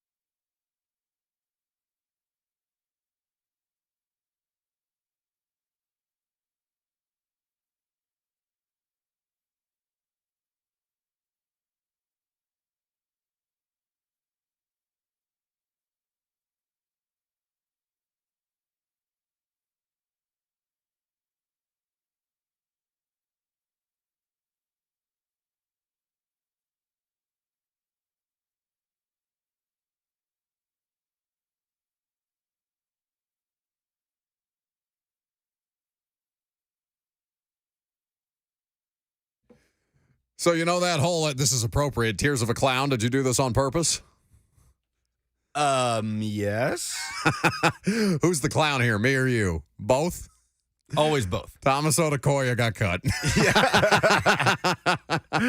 That was great comedic timing there by that info leaking out right as we're banging the Odukoya drum. Well, here's the thing. So I mentioned that he gets a roster exemption. It's a practice squad roster exemption. So they can keep a 17th player on the practice squad if he is the international pathway player. And so for Thomas Odukoya, that makes sense that they would not need to use an active roster spot on him. But it does mean that they can call him up as they like. Well, to a certain extent, they have a limit on how often they can call up practice squad players. But that they do have that function for Odukoya makes more sense to cut him, get him on practice squad, use that exemption, and go about it as you will. Also looks like they'll keep 3 tight ends. So is that Caleb Murphy's music? Because 3 tight ends is obviously a smaller amount for a team that also had a tight end that was a fullback last year. Now, this is another interesting question.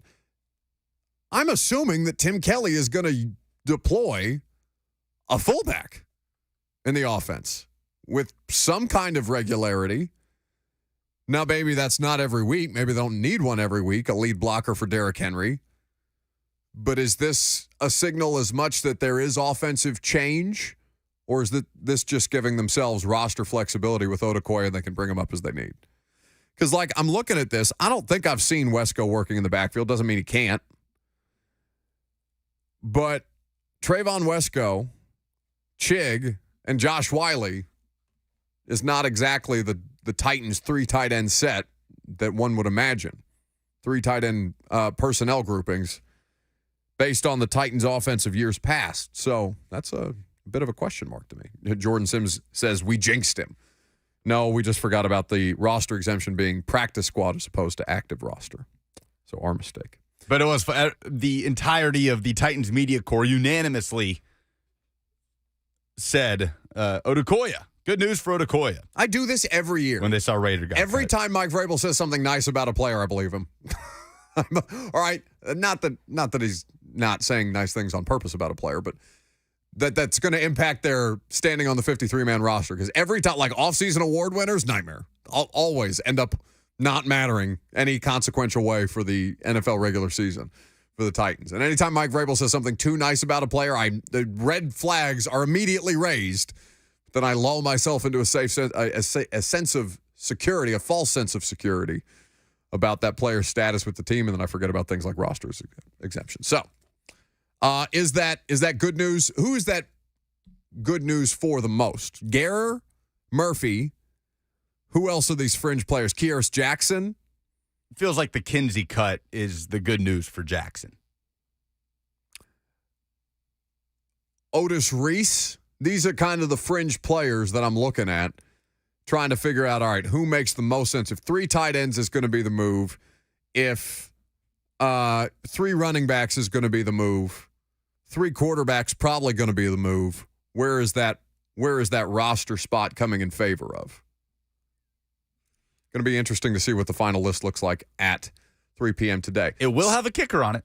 Yeah, you want to do the news sound? Nah, just go ahead. You're not.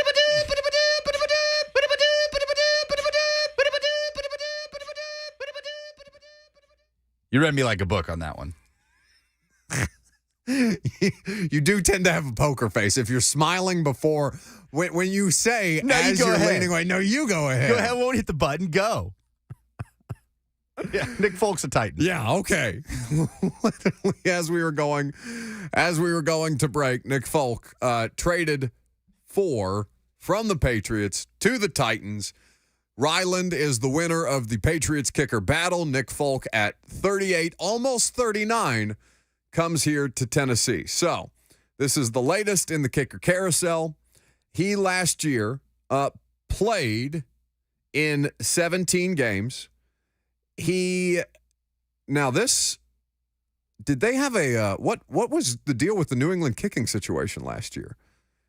Because it's showing it's showing me here that he kicked in 17 games, but only had 9 or 8 field goal attempts? I don't know what you're looking at. I'm looking at Pro Football Reference. In 2022. Oh, no, I'm looking at I screwed up how I'm reading this. You looked at the 30 to 39. Yeah, I got confused. I didn't see the numbers up top. I was like, the hell? He was 32 of 37. Yeah, okay. He was 10 of 14 between 40 and 49, 4 of 5, 50-plus. His long was 54. His field goal percentage was 86.5, which was a drop-off for him. He had 2 consecutive years of touching close to 93% in 2020 and 2021, and he missed 5 kicks in 2022. He missed 3 of his 35 extra-point attempts. His longest was from 54, 50-plus. He had 5 total attempts he made 4, and as Lucas said, 10 of 14 from the money zone between 40 and 49. Don't love the touchback numbers. 3 to, ooh. On kickoffs. Ooh. 33 kickoffs, 3 touchbacks.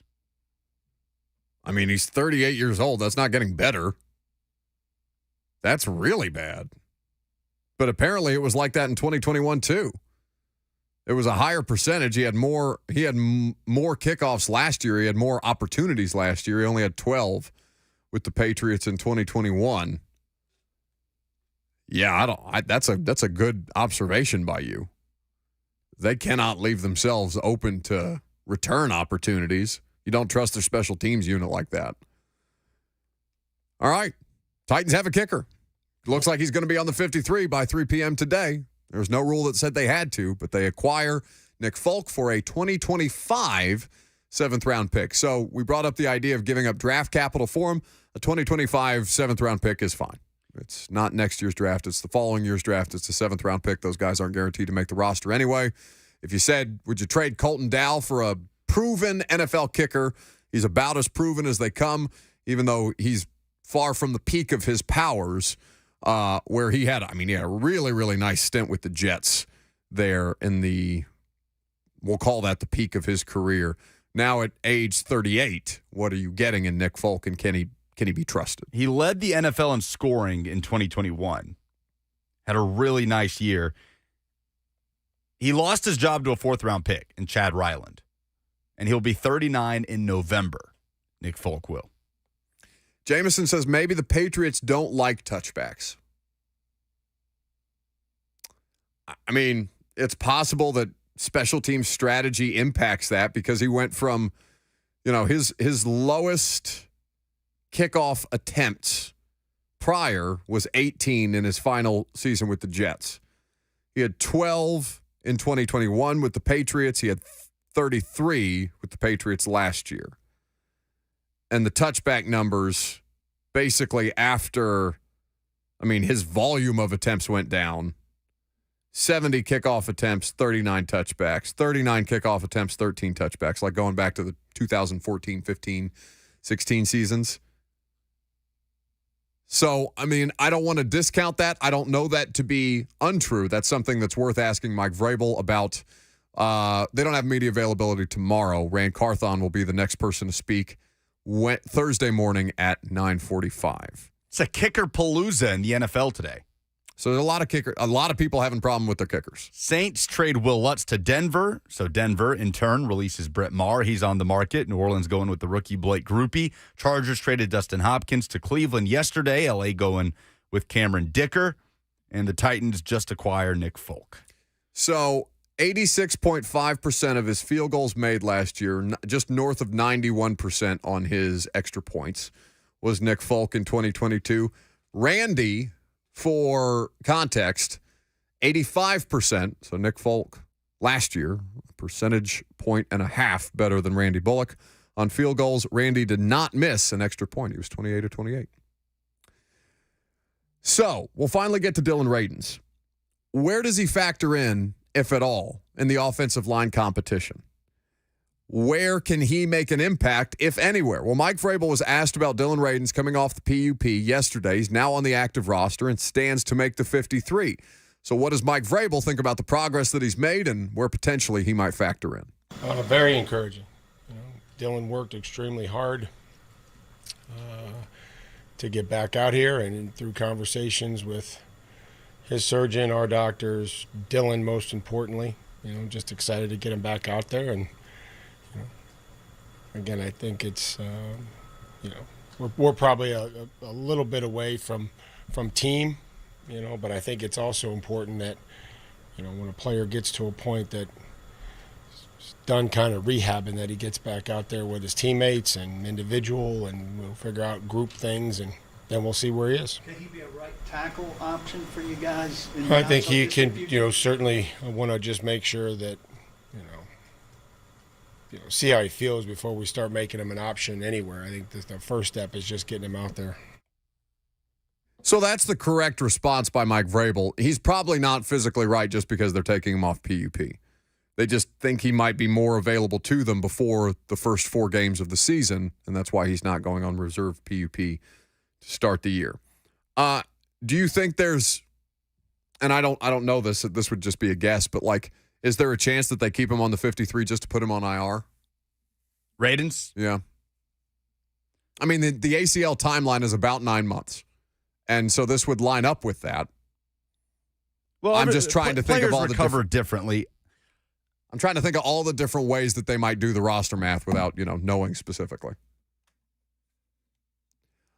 So with that being said, where does he factor in? Well, what do we know about Dillon Radunz? Dillon Radunz was drafted as a left tackle out of North Dakota State. He was exclusively a left tackle at North Dakota State. They drafted him here to play right tackle. Their hope was that he was athletic enough to make that transition, if they started with him out of the gate that way, that he would find a home. He did not. You'll remember very specifically that Dillon Radunz was the starting right tackle to begin training camp last year. He was very quickly, shall we say, usurped by Nicholas Petit-Frere, who was not a good right tackle. He was a below-average right tackle. He was a rookie right tackle, but he was good enough to beat out Dillon Radunz. What did they do after he lost the right tackle job? Can anybody in the class tell me? Radunz? Well, he didn't end up playing at left tackle until late December when he got hurt. Moved him inside to guard. His primary position became guard, to where he was a backup guard at that point, backup right guard, not even keeping him on the left side where he continued to tell us that he was more comfortable, but from right tackle demoted to backup right guard. Then, as Lucas correctly points out, the Dennis Daly experience has gone on for so long, and people are finally starting to effort change over there in a way that would see Dennis Daly start the Chargers game, but have him pulled, I think, by the second or third drive of that game. Dillon Radunz is inserted at left tackle, plays better snaps than we've seen from him at any other position. Even if he's not good, he's better at left tackle. So if his best position is left tackle, and Andre Dillard is only a left tackle, is the best possible use of Dillon Radunz this year just to figure out if he can be a swing. I don't have one of those. That's what I'm saying. I don't know if he's a starting offensive lineman. In fact, I think there's a lot of evidence to the opposite. So if his best utilization this year is depth tackle who can be serviceable in spots, does that make you feel better a little bit about their offensive line depth? He's played guard and tackle now. He's at least practiced at guard at this point and played a little bit at guard with Nate Davis missed some time. Is he the best depth option on this offensive line for a variety of different positions? If he's physically right, the answer is probably yes. Because the other guy that comes to mind here is they already waived Jimmy Murray, the center/guard. They also have Justin Murray, who was seeing some snaps at left tackle and who might be the only other name in competition as the swing. So it's Justin Murray and Dillon Radunz, but Dillon Radunz probably not for a little while, even though he looks like he's going to be on the initial 53. Jael says play Radunz at guard, move the rookie back to tackle. Probably talk about Skoronski. Yes. So then are you just sinking a $10 million a year cost in Andre Dillard? That seems ill-advised. Dillard hasn't been bad enough to lose the job. Skoronski is good enough to keep that job at guard, and in fact probably projects better at the NFL level as a guard. So I disagree with that assessment. I don't want to shoot anything down right now. But I think so. What's the offensive line situation from left to right? Dillard, Skoronski, Brewer, Brunskill, Hubbard. The two most suspect positions are on your right side. Hubbard, as a long time but probably career backup, has been a career backup other than a couple of years at the, back in 2017 to 2019, he was a starting right tackle.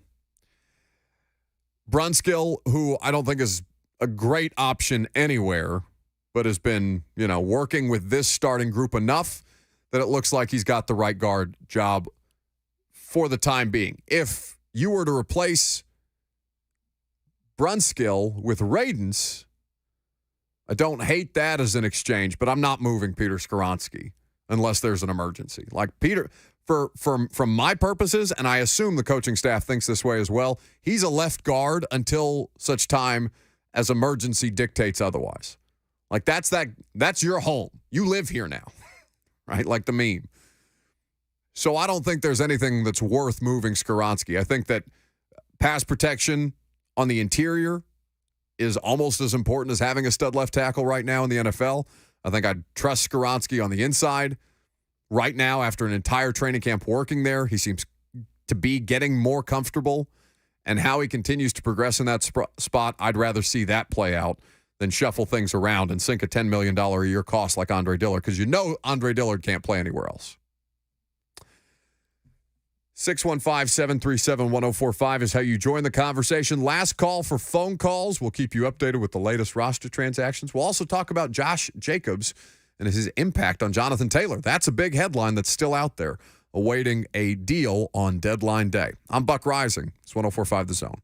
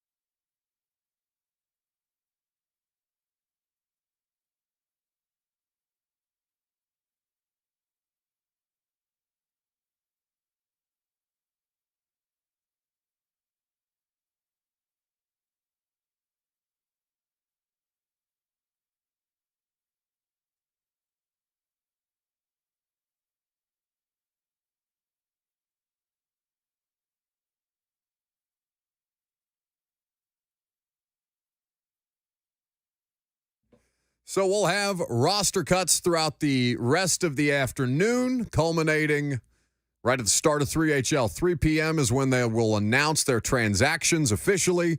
They'll have submitted everything to the league. Right now, the list continues to grow. Where it stops, nobody knows for the time being. It's the most surprising cut to you so far. Chance Campbell, by the way, I don't think one that we had mentioned. We did not mention Chance Campbell. Reportedly out. Chance Campbell, not a surprise. I think Ben Neiman should make the roster. I think he's the backup for Aziz Al-Share, and we haven't talked about him hardly at all. But he has a lot of experience as a starting nickel linebacker for last year Arizona and then before that Kansas City.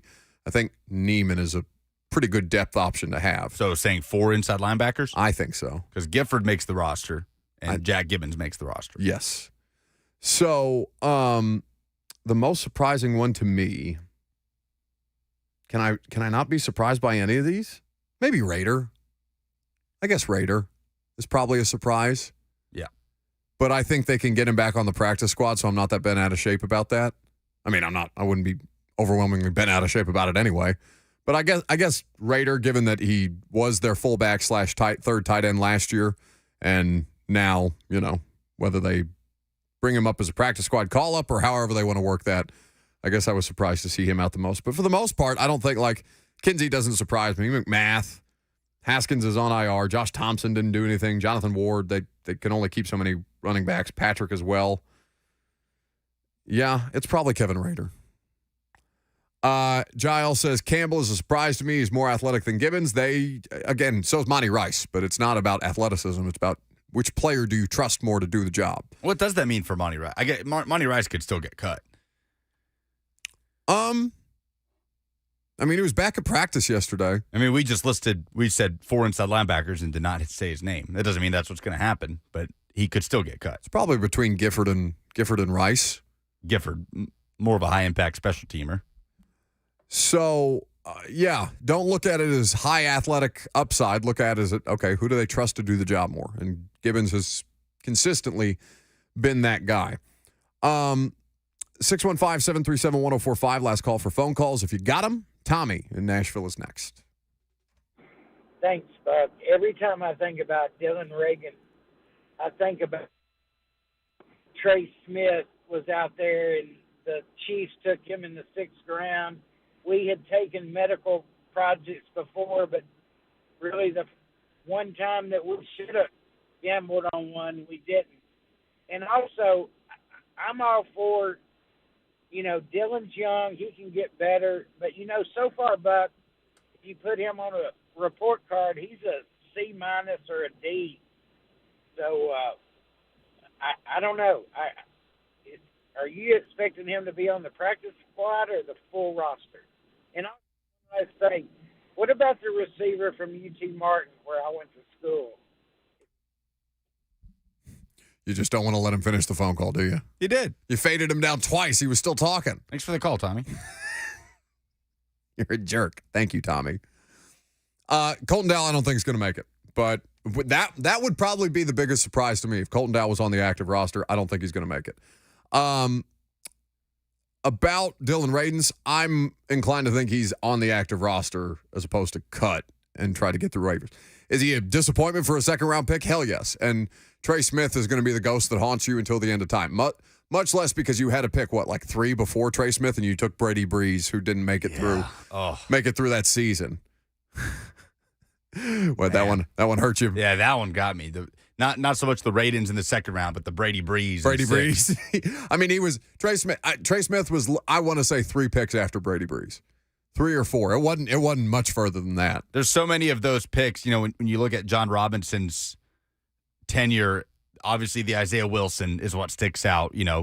Caleb Farley still has time, but there's so many that will top that list, and then there's so many that years from now you'll be like, oh, I forgot about that one. Like Dez Fitzpatrick in the 4th round, trading up for him with Amon-Ra St. Brown still on the board. That's going to be a big one. Brady Breeze before Trey Smith. There's going to be so many that you look back thinking, oh, wow, yeah, that happened too. Jameson in the F&M Bank chat says, what's with the calls today? It's like I'm listening to Vol calls or something. We had people calling in from Eagleville asking for us to talk more Vols.